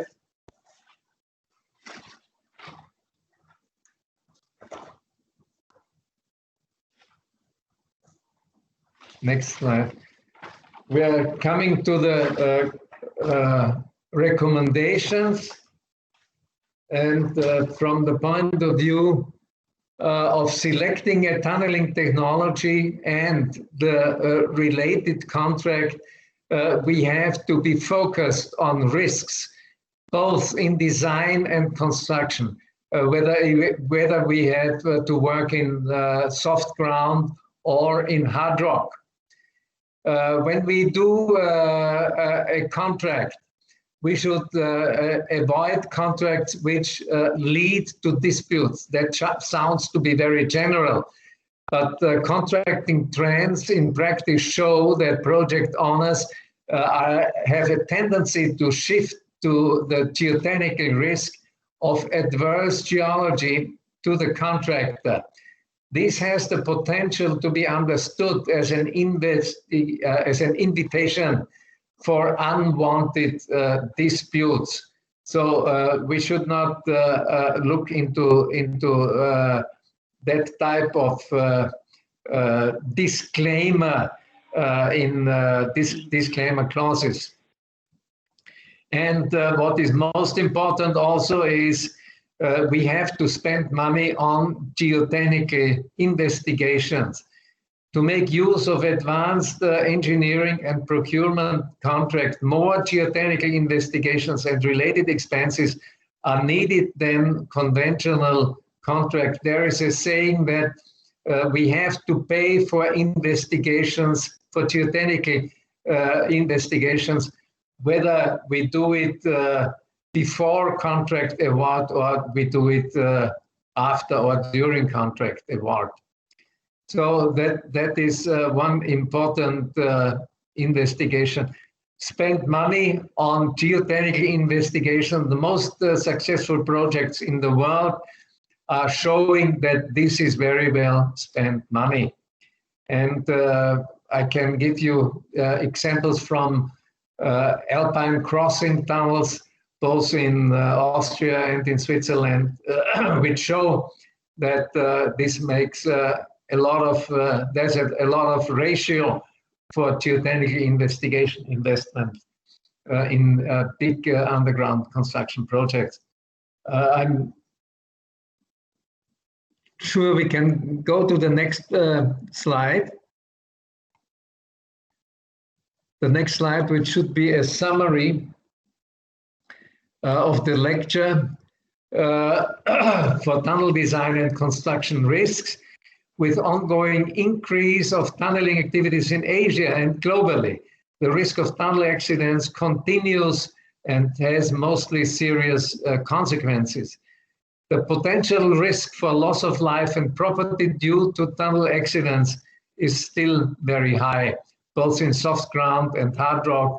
And I would like to remind to the two examples from the Singapore metro and from the metro in Sao Paulo in Brazil, which has caused losses of human life and caused several hundreds of millions of dollar losses, of money losses.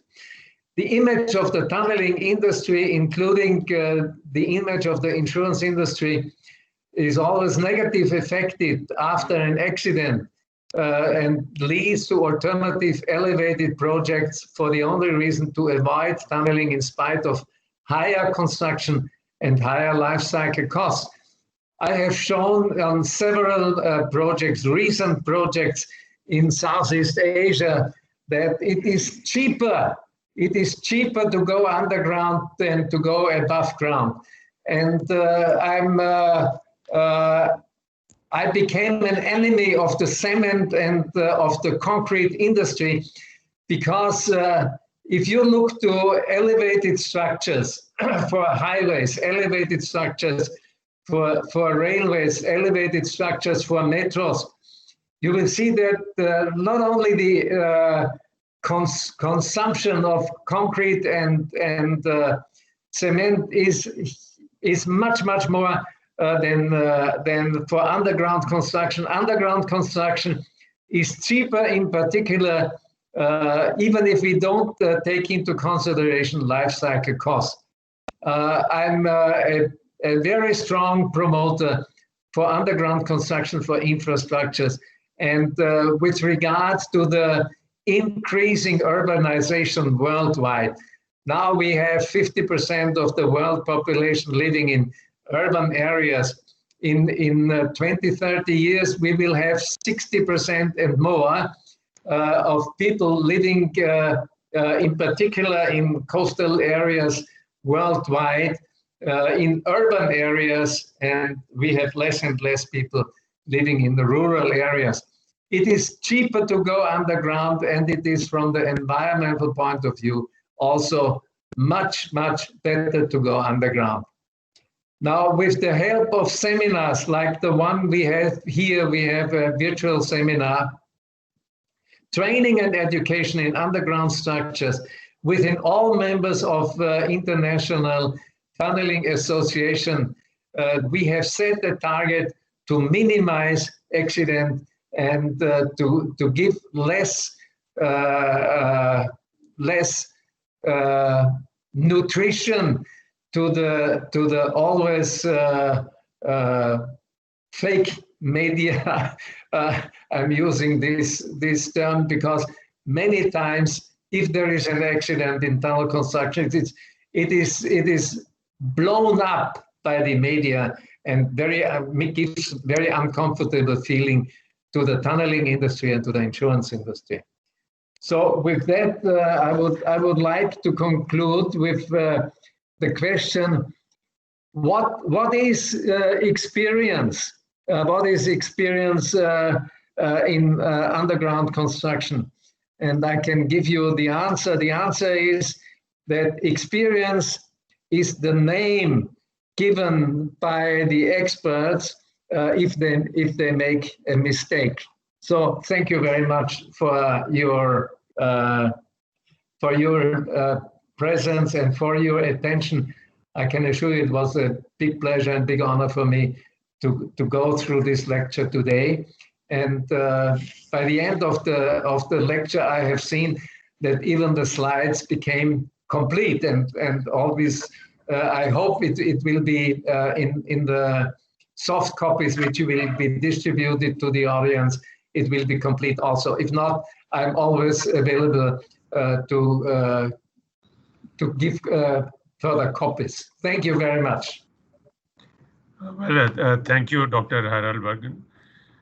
Firstly, I must compliment you for a very exhaustive lecture, and our apologies to you and to the audience for what happened initially on the slide sharing. Seems to be some technical hitch, but as the lecture progressed, probably at least the audio was very clear. And when you came to the subject proper, I think it's been amply covered and very well covered, Doctor. So thank you very much. Yeah, so my compliments to you for that. So I think the lessons to take home, because your lecture today was primarily focused on the risks and the risk management. So the lessons to take is that firstly, do your investigations adequately and in detail.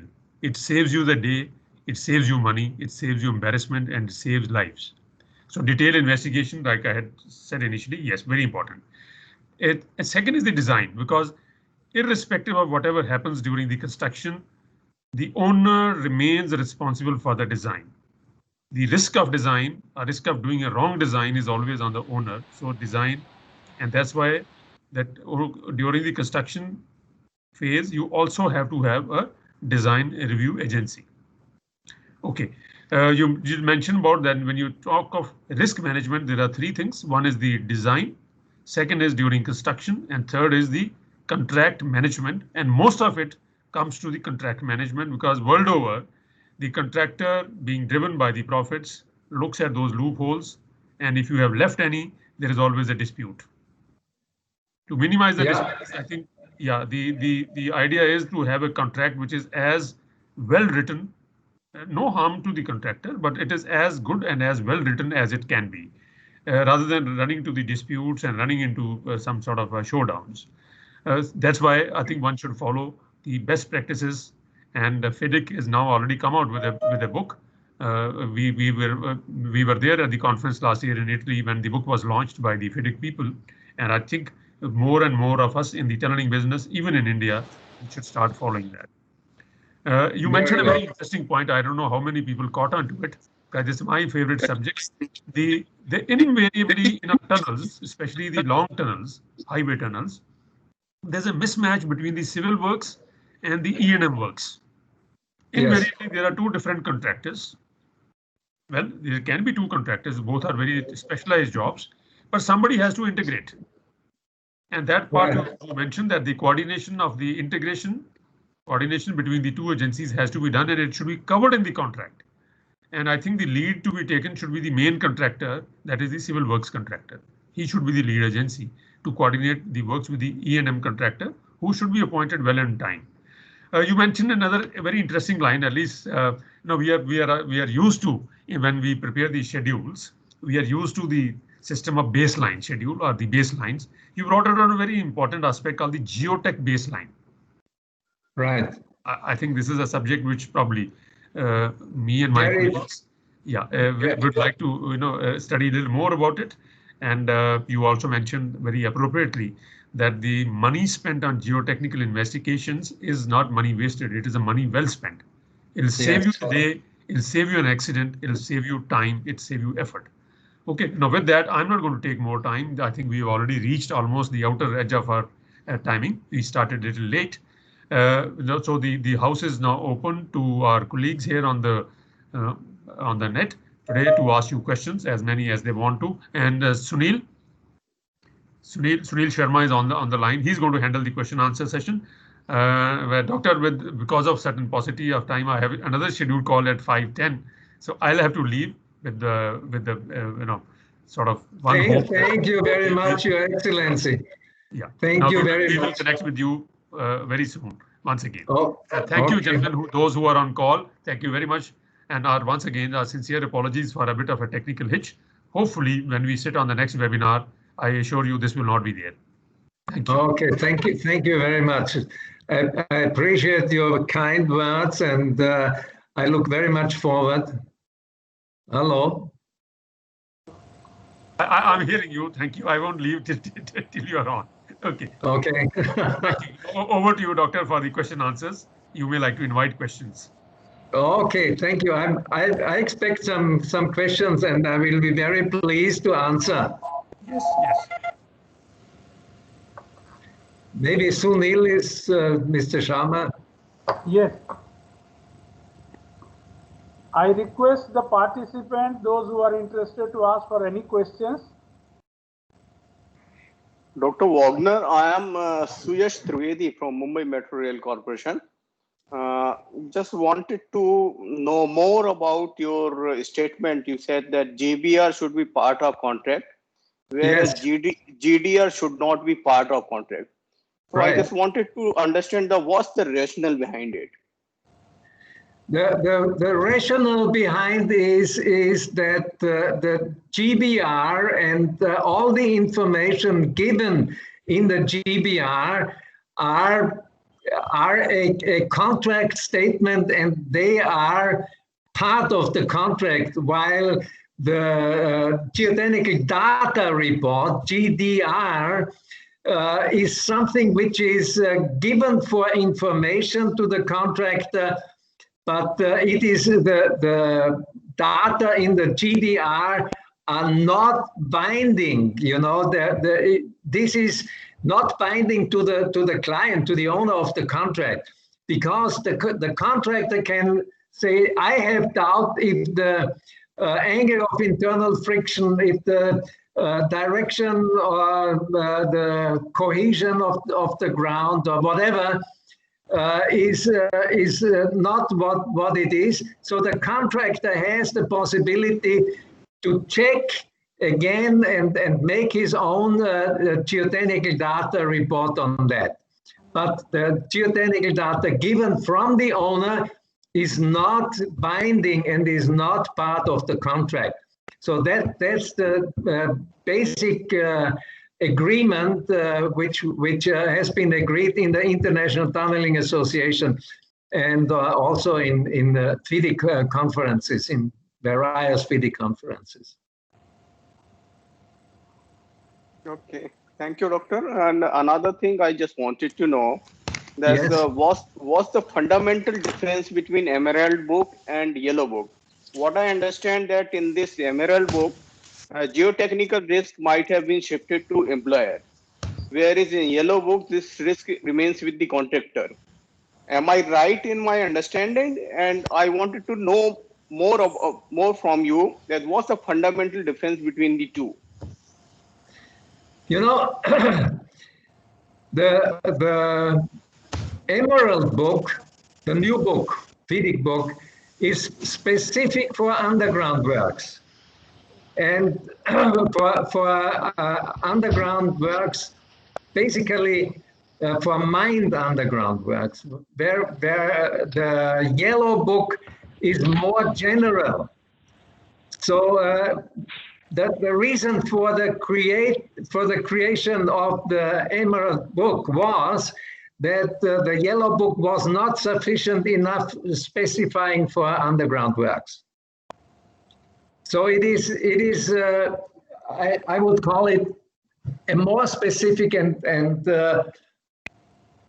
better. It is better from the point of view of the contractor and the owner of the project, because it defines the difference between the responsibilities of the two parties more detailed and more clear, and gives more information also to additional documents, like how to prepare for the geotechnical baseline report, how to prepare for cost and how to prepare for schedules, and how to prepare for subcontracts. So all that is better formulated in the Emerald book now. I think it's definitively a better book. So this terminology of GBR comes from Emerald book, right? Yes, yes. Okay. It is in the Emerald book. It's a definition in the Emerald book, but there are other guidelines for how to make a geotechnical baseline report. For instance, the American Society of Civil Engineers, ASCE, Randy Essex, very well-known good friend of mine, also have prepared guidelines for the preparation of geotechnical baseline reports. So there are different documents, you know. In Austria, we have our own, like I mentioned at the beginning of the lecture today, we have our own guideline also for the preparation of risk management. So there are different countries and different regulations, codes and standards for that. Thank you very much, Doctor. Thanks a lot. My pleasure. Hello. Yes. Hello. Hi, Dr. Wagner. This is Om Dixit from AECOM. Excuse me. Hello. Hello. This is. Hi, this is Harinder. Hello, Dr. Wagner. Yes, I can hear you, but I cannot understand very well. Can you speak to the microphone directly? Yes, You I'm telling. have mentioned ONORM classification system. Can you put more light on that? I still have a problem to understand. You know, the transfer of the voice is not clear. Can you once again ask the question? And can I kindly ask you to speak slow so that I can understand? Hello. System. Can you put more light on that? ONORM. Can I put more on what? ONORM. Hunan? I don't know what it means. Hunan? ONORM. ÖNORM, aha, the Austrian standard. The Austrian standard, yes. Yeah, what you like to know? You like to know on the different numbers, or is your question specific on payment line or hello? I'm asking about ONORM system. ONORM. You mean Ö-norm. O-N-O-R-M. O-N-O-R-M, O-norm. O-norm. Ö-norm. Yeah, O-norm. Yes. Can you put more on light on that on norm class? I think he wants to say I think he wants to say O-N-R-A-M. O-N-R-A-M. Oscar, November, Romeo, Alpha, Mike. Yes, yes. Now the Ö-norm is these are the guidelines for conventional tunneling or CTM tunneling or NATM tunneling and cyclical tunneling or mechanized tunneling or tunnel boring machine tunneling. And we have these Ö-norm. This is B2203 for underground works. And then we have an Ö-norm for safety of tunnel boring machines. Then we have an Ö-norm for construction and geotechnical works. Then we have guidelines, so-called RVS lines for mined construction under structures. We have guidelines for fiber concrete. We have guidelines for geomechanical planning, for guidelines for shield tunneling. Is it that what you mean?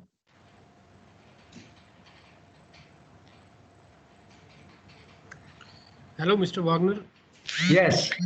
This is Harinder from Mumbai. Oh, good afternoon or good evening. Good evening. I have a question for you. Please. How is the risk analyzed for the possible cavity during tunnel excavation? Maybe it a conventional method or through TBM also?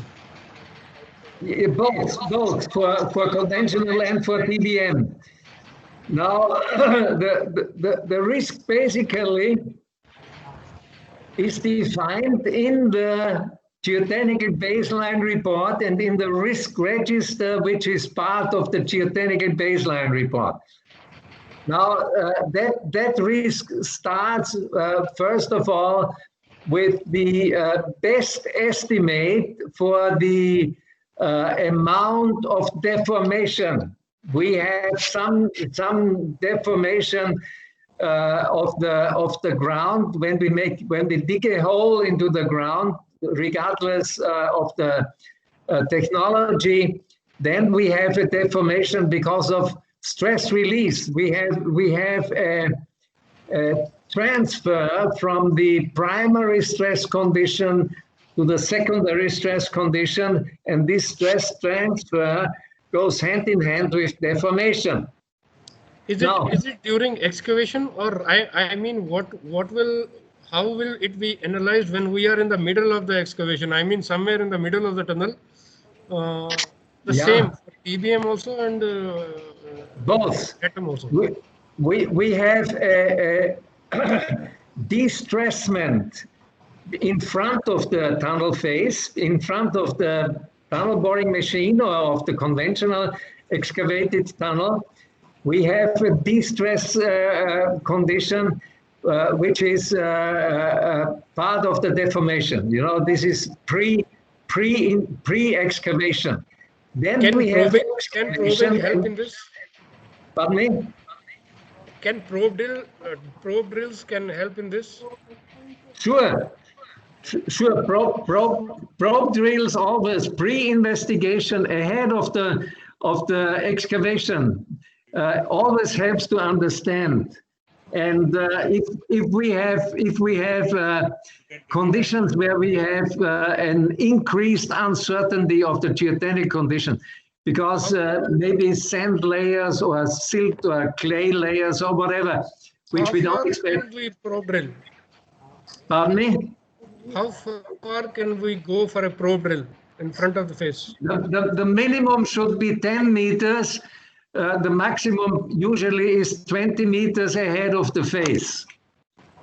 Okay. So that helps in preparation of what we have to expect. And what are the mitigations for the cavity, fulfillment of cavity? If there is a cavity, first we have to understand who is responsible for the cavity. Is the responsibility to be allocated in the geotechnical baseline report means a responsibility of the owner of the project, or is it responsibility in the ground behavior, whereas the ground behavior depends on the skills and on the experience of the contractor. Okay. So after we have allocated their responsibility, we can say we will do what we need to do, and depending on the size of the cavity also, is the cavity half diameter of the tunnel, or is it more than that? So it depends on whatever. Can it be mitigated by freezing the ground overground? Freezing is one of the most expensive ground improvement methods, but usually if we have soft ground, if we have water, and if we don't have too much gravel, which will make freezing more complicated and more expensive, then freezing helps. Yes, freezing can help. What other than freezing we can do if it is an expensive? Grouting, you know, Grouting with chemicals? Depending on the permeability of the ground, different types of injection grouting will for sure help. Okay. Thank you so much. So nice of you. My pleasure. Hello. Yes. This is good evening and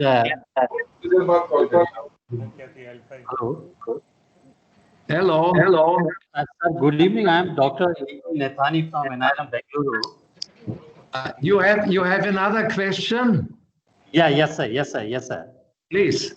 First of all, thank you very much, sir. It was very nice presentation on this regarding the underground. Now I am having one question regarding the GBR. Actually, in India, we have a practices of the making a PFR, then FR, and the DPR.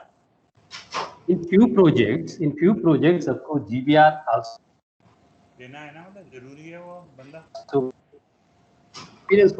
suggesting that it will take a part of the DPR, or it will be a separate part. Actually, we have to go for DPR also, and again we have to go for the DPR. I understand your question is focused on the GBR, correct? Yeah. Okay.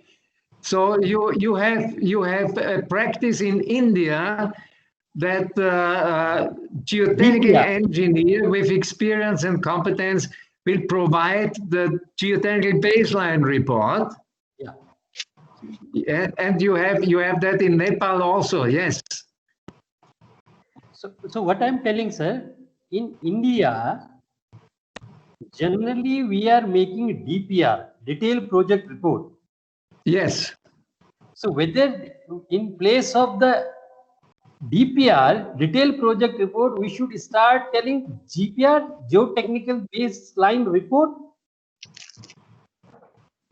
The geotechnical baseline report should be developed in parallel to the ground investigation and also to the preparation of the project. Correct? Oh, okay, sir. And from your experience, sir, regarding the second question, sir, regarding EPC contract and BOQ contract, from your experience, whether we'll go for EPC or BOQ? Well, the base of an EPC contract also has to be a bill of quantities. So the bill of quantities is the result from the design, because in the design you will define the thickness of the lining, you will design the size of the opening, you will design the construction progress and the construction concept, multiple drift or single drift project, and everything depends on the design. So as a result from the design, you will have a bill of quantity. And in the EPC contract, in the engineering and procurement contract, you have to have a base design also. So without base design, you cannot make an EPC contract. In the EPC contract, you have the base design, and the detailed design will be provided by the contractor, respectively by the design consultant from the contractor, subject to approval of the resident engineer as the representative of the client on the site. Okay? So there is an overlap of responsibilities from the point of view of different stages of the design. You have an early stage design, you have a final design for the base design, and you have a final design for the detailed design during construction in an EPC contract coming from the contractor or from the design consultant of the contractor. So, sir, in case of EPC, yes, risk will be shared by client and the contractor, or only by the contractor? No, the risk will be shared between the contractor and the client. And the very simple understanding of the risk sharing is that the risk for the ground behavior is with the contractor, and the risk for the geology is with the client. Okay, so the contractor has to provide a quality of work based on his competence and experience, and the client provide the information on the geology, hydrology, and on the baselines of that in the GBR. So when we have a deviation from the GBR, if the baselines defined in the GBR are not matched with the conditions on the site during construction, then this is the responsibility of the client. But if the deformation is high, if the contractor has provided a bad quality of work, bad contract, if the profile, if the accuracy of the profile is very different from the design, this is the responsibility of the contractor, including also the geotechnical behavior, the geomechanical behavior of the ground expressed in the deformation. Thank you very much, sir. My pleasure. Sir, good evening. I have a question. Please. Sir, you have shown some sets of specification and standards in your slide 9 and 10. Yes. My question is, because for the similar type of activity, there are a number of codes in different countries. Say you have shown Australian specifications. There are American standards also. Yes. So when we are doing in a when we are doing a work in a country where these specifications are missing, they don't have any their own versions, then there will be a contradiction between the contractor and the client. If client, while writing their contract, have specified some certain specifications, say they have adopted from Australian one.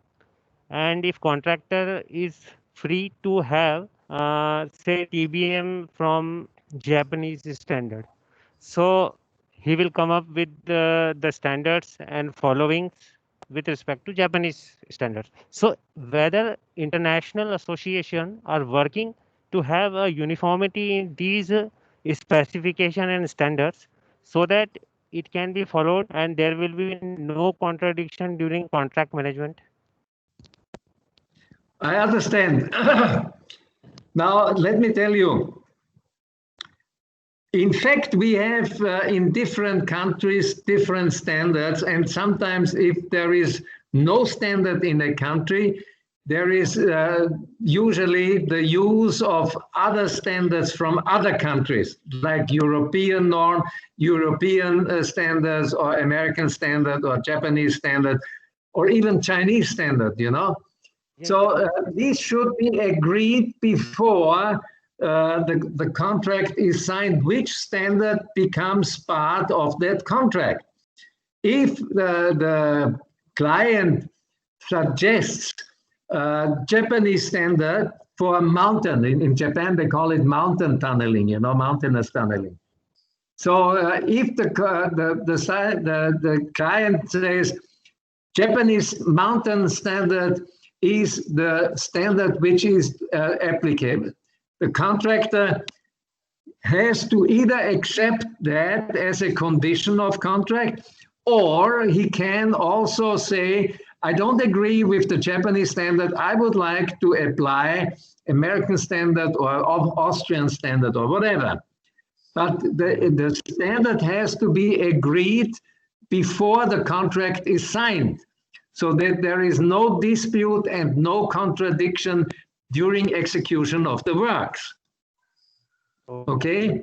Okay, sir. Means this thing has to be finalized at the pre-award of the tender, so that Absolutely. There will be no contradiction. Absolutely, there cannot be a contradiction.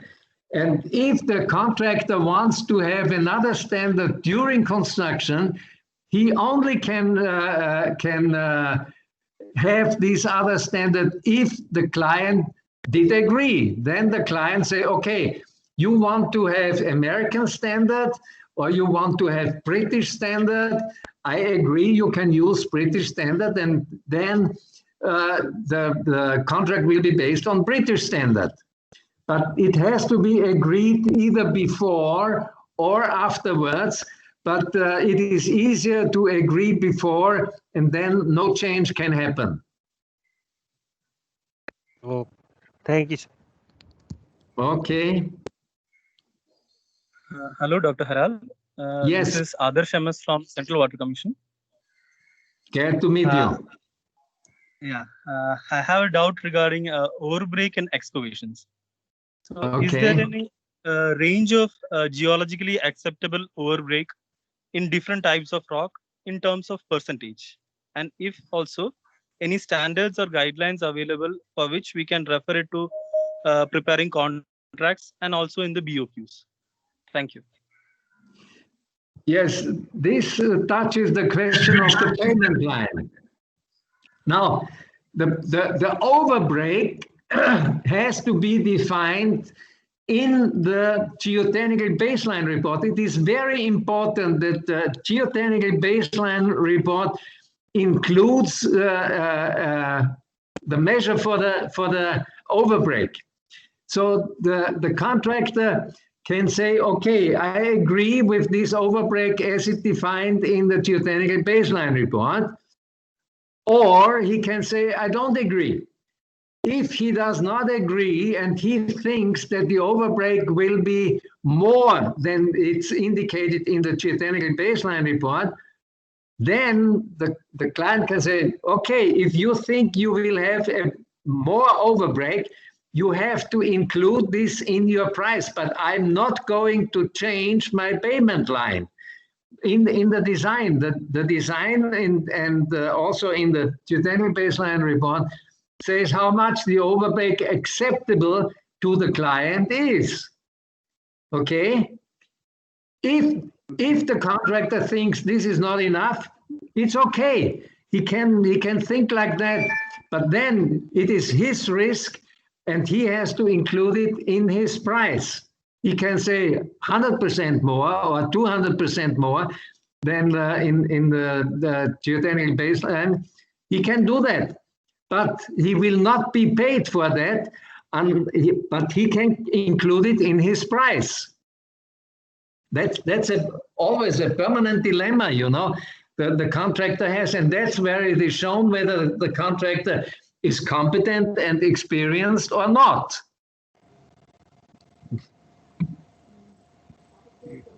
Is there any standards available such that anywhere it is written that this much should be the percentage of overbreak in this type of rock?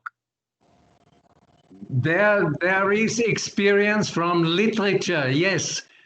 A standard as such only is theoretical, and in the picture which I show on slide number I think 9 or 10.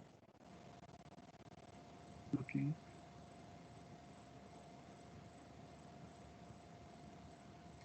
On slide number 12 and 13, you have the indicated measure for overbreak before and after.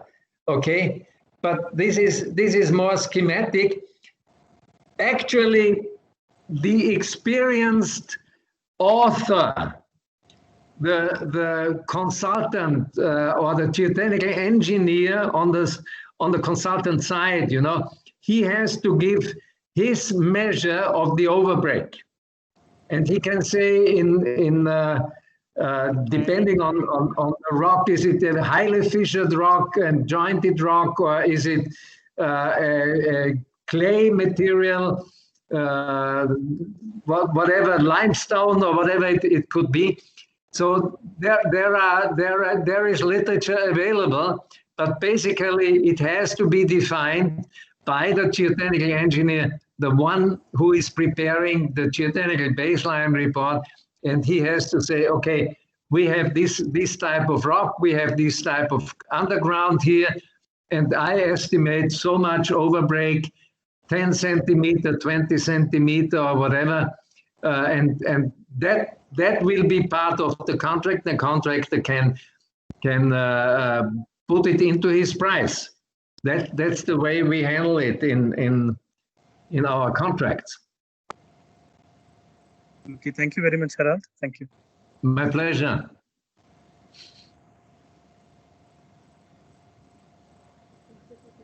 Okay. Doctor, good evening. Good evening. Doctor, good evening. I'm Colonel Deepak Patil. I am a general manager for a tunnel being made in the Himalayas. It's a 4.5 kilometer long tunnel called Silkyara Tunnel. And I'm the general manager over here. We have done about 1.5 kilometers of work in the last 1.5 years, 1.5 years. I've got a question. It's basically related with the subject in which you given the presentation about the EPC contract.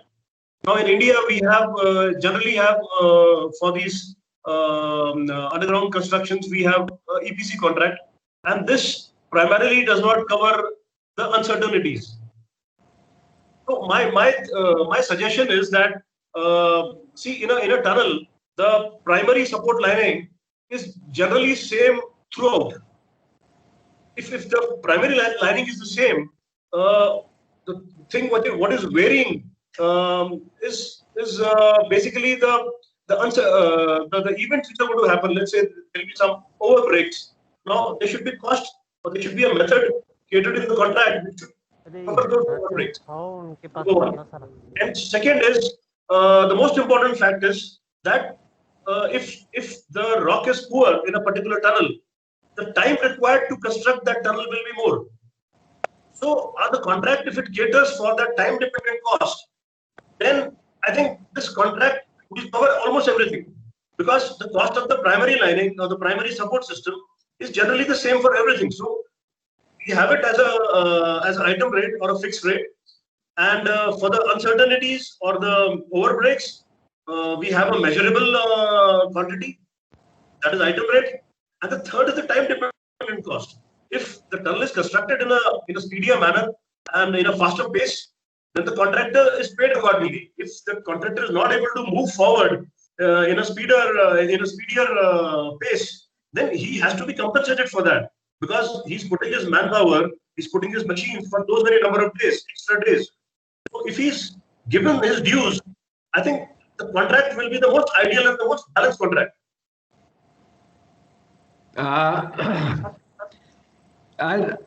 I did not really hear your question very well, but I will tell you what I understood. I understood that you have a 5 kilometer long tunnel and you drive this tunnel in the conventional tunneling method, correct? Yes, NATM method, yes. NATM. And what is the size of the tunnel? What kind of tunnel is it? Is it a railway tunnel or a highway tunnel? Or? It's a highway tunnel, and it's got a diameter of 30.5 meters. Okay, so it's a 2-lane highway tunnel. Yes, exactly. It's a 2-lane highway tunnel, and now we are converting it into a unidirectional tunnel with a separating wall at the center. Okay. So Hello. It is a bi-directional tunnel, means in both directions you have the traffic. Yeah, I mean it will be a one-way traffic. At each section, only one single lane traffic will be allowed. I mean, there will be no chances of collision in the tunnel. So it's about 100 square meter excavation area. Yes, exactly. Okay. So the question is the overbreak, because you use for the primary lining shotcrete, and maybe you use some anchor bolts and welded wire fabric, depending on the rock quality. You have to install the primary lining, correct? Yeah, I will repeat my question again in a very shorter time frame. What my suggestion was that in India we have contracts which are generally EPC contracts, and even the underground structures are covered in these EPC contracts. Can you speak a little bit slower so I can better follow what you say? Yeah, I will speak a little slower now. See, in India we have to the micro. Yeah, we have a contract system called EPC, like you had told in the beginning. Now, in this EPC contract, all these underground structures are also covered. Now, the EPC contract does not cover the uncertainties which happens in a underground strata. Why it doesn't cover the uncertainties? The EPC should cover the uncertainties. No, it is not covering, because it is a lump sum amount which the contractor has quoted. And when he has quoted this lump sum amount for a particular strata, if that strata doesn't come, then the contractor is bound to go into losses. So if he goes into losses, do you have a geotechnical baseline report? Yeah, we have a report. We had a DPR made prior to the contract, but unfortunately, the rock which we are finding is not similar to what it was done in the DPR. So you need more support. You need more support. Yes, we are needing more support, and we are going much more slower than anticipated. So you have rock classification, okay? Yeah, we generally have support class 3 and support class 4 and support class 3. That's all. So in the support class 3 and 4, we are going at a very slower pace. So the contractor is losing a lot of money on the time-dependent cost. The time-dependent costs are primarily the machines employing, manpower, the specialist manpower is employing. So what I wanted to ask you was that if we bifurcate our EPC contract into 3 parts, the first part will be a fixed primary support, for which he will quote a lump sum amount and we will pay him that. The second part will be the uncertainties. Let's say there is an overbreak. Let's say there is a chimney formation, unfortunate incidents. For that, we will give him, we will pay him on the item rate contract basis. And the third will be the time-dependent cost, which will be paid as the speed of the contract. I mean, as to the speed of the contract. Okay, so you are the client. Yes. You are the client. Okay.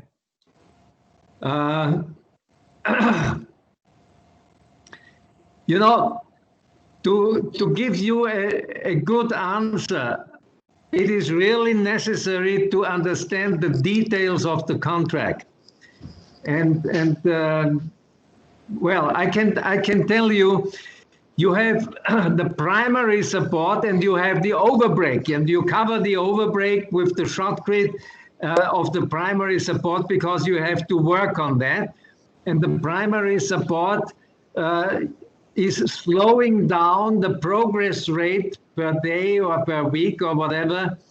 And you had the contractor did give you, or you requested the contractor to give you some progress rate per day or per week in the rock classifications 3 and 4. Yes, exactly. Yeah. Okay, and the progress is slower than the contractor did give you. Exactly. Okay, so the contractor is claiming because he cannot make that progress which he has offered in his bid. No, he's unfortunately, I mean, he cannot claim anything because it is an EPC contract and the contract conditions don't allow him to do this. So, but finally, what will happen is the contractor, if he goes into losses, I mean, as a client, I will not get the tunnel in that time frame, and it is a possibility that at such conditions, the contractor may even abandon. So my question was that we should have a contract which should not be fixed. We should have variables in the contract. There should be a time-dependent cost. There should be a fixed cost for the primary support, and there should be a methodology catered for payment of the uncertainties. I mean, this is what is my suggestion. Well, is the contractor using proper equipment? Is the contractor using experienced teams who work in the tunnel? Is the quality of the lining corresponding to the specifications? Are the deformations within the limits which are defined in the geodetic baseline report? So these are all questions which need to be answered in detail in order to come up with a conclusion and in order to get a successful project done at the end of the day, you know. So okay, understood, Doctor. Understood. Hello. Yes. Just 1 minute for me. I'm Dr. G.P. Patel, Secretary General, Tunneling Association of India. Yeah, can you please speak close to the microphone because I can hardly hear you. Yeah, sir. I'm G.P. Patel, Secretary General, Tunneling Association of India. I think this question answer will not end today, sir. People have got many questions. So my request is, let the participants send their questions to us. We will compile them. Then we'll take up with Dr. Wagner and we will reply them accordingly, sir. Okay, very good suggestion. Thank you. Very good. At last, sir, it was a wonderful program, sir. I'd like to thank all my around 160 participants. Special thanks to Dr. Wagner for this wonderful presentations. Thank you very much. You know, just asking about PPT and this participation certificate. Sir, we will send all these certificates and PPT to all the participants by email. So thank you. Very much, sir. I think we can close the today's session here only. Thank you very much. We will meet. Thank you very much. I really appreciate it. I feel blessed and honored to be with you through this virtual conference today. And I think it was a very, very good seminar. Thank you very much for your attention. Sir, there was a big problem in the IT initially, later it was modified. For next time, I assure to all my participants and you, there will be absolutely no problem. Thank you very much. So now thanks to all, everybody, whosoever was associated with this program. Thank you all. Thank you. Thank you, sir. Is Dr. Sharma still here?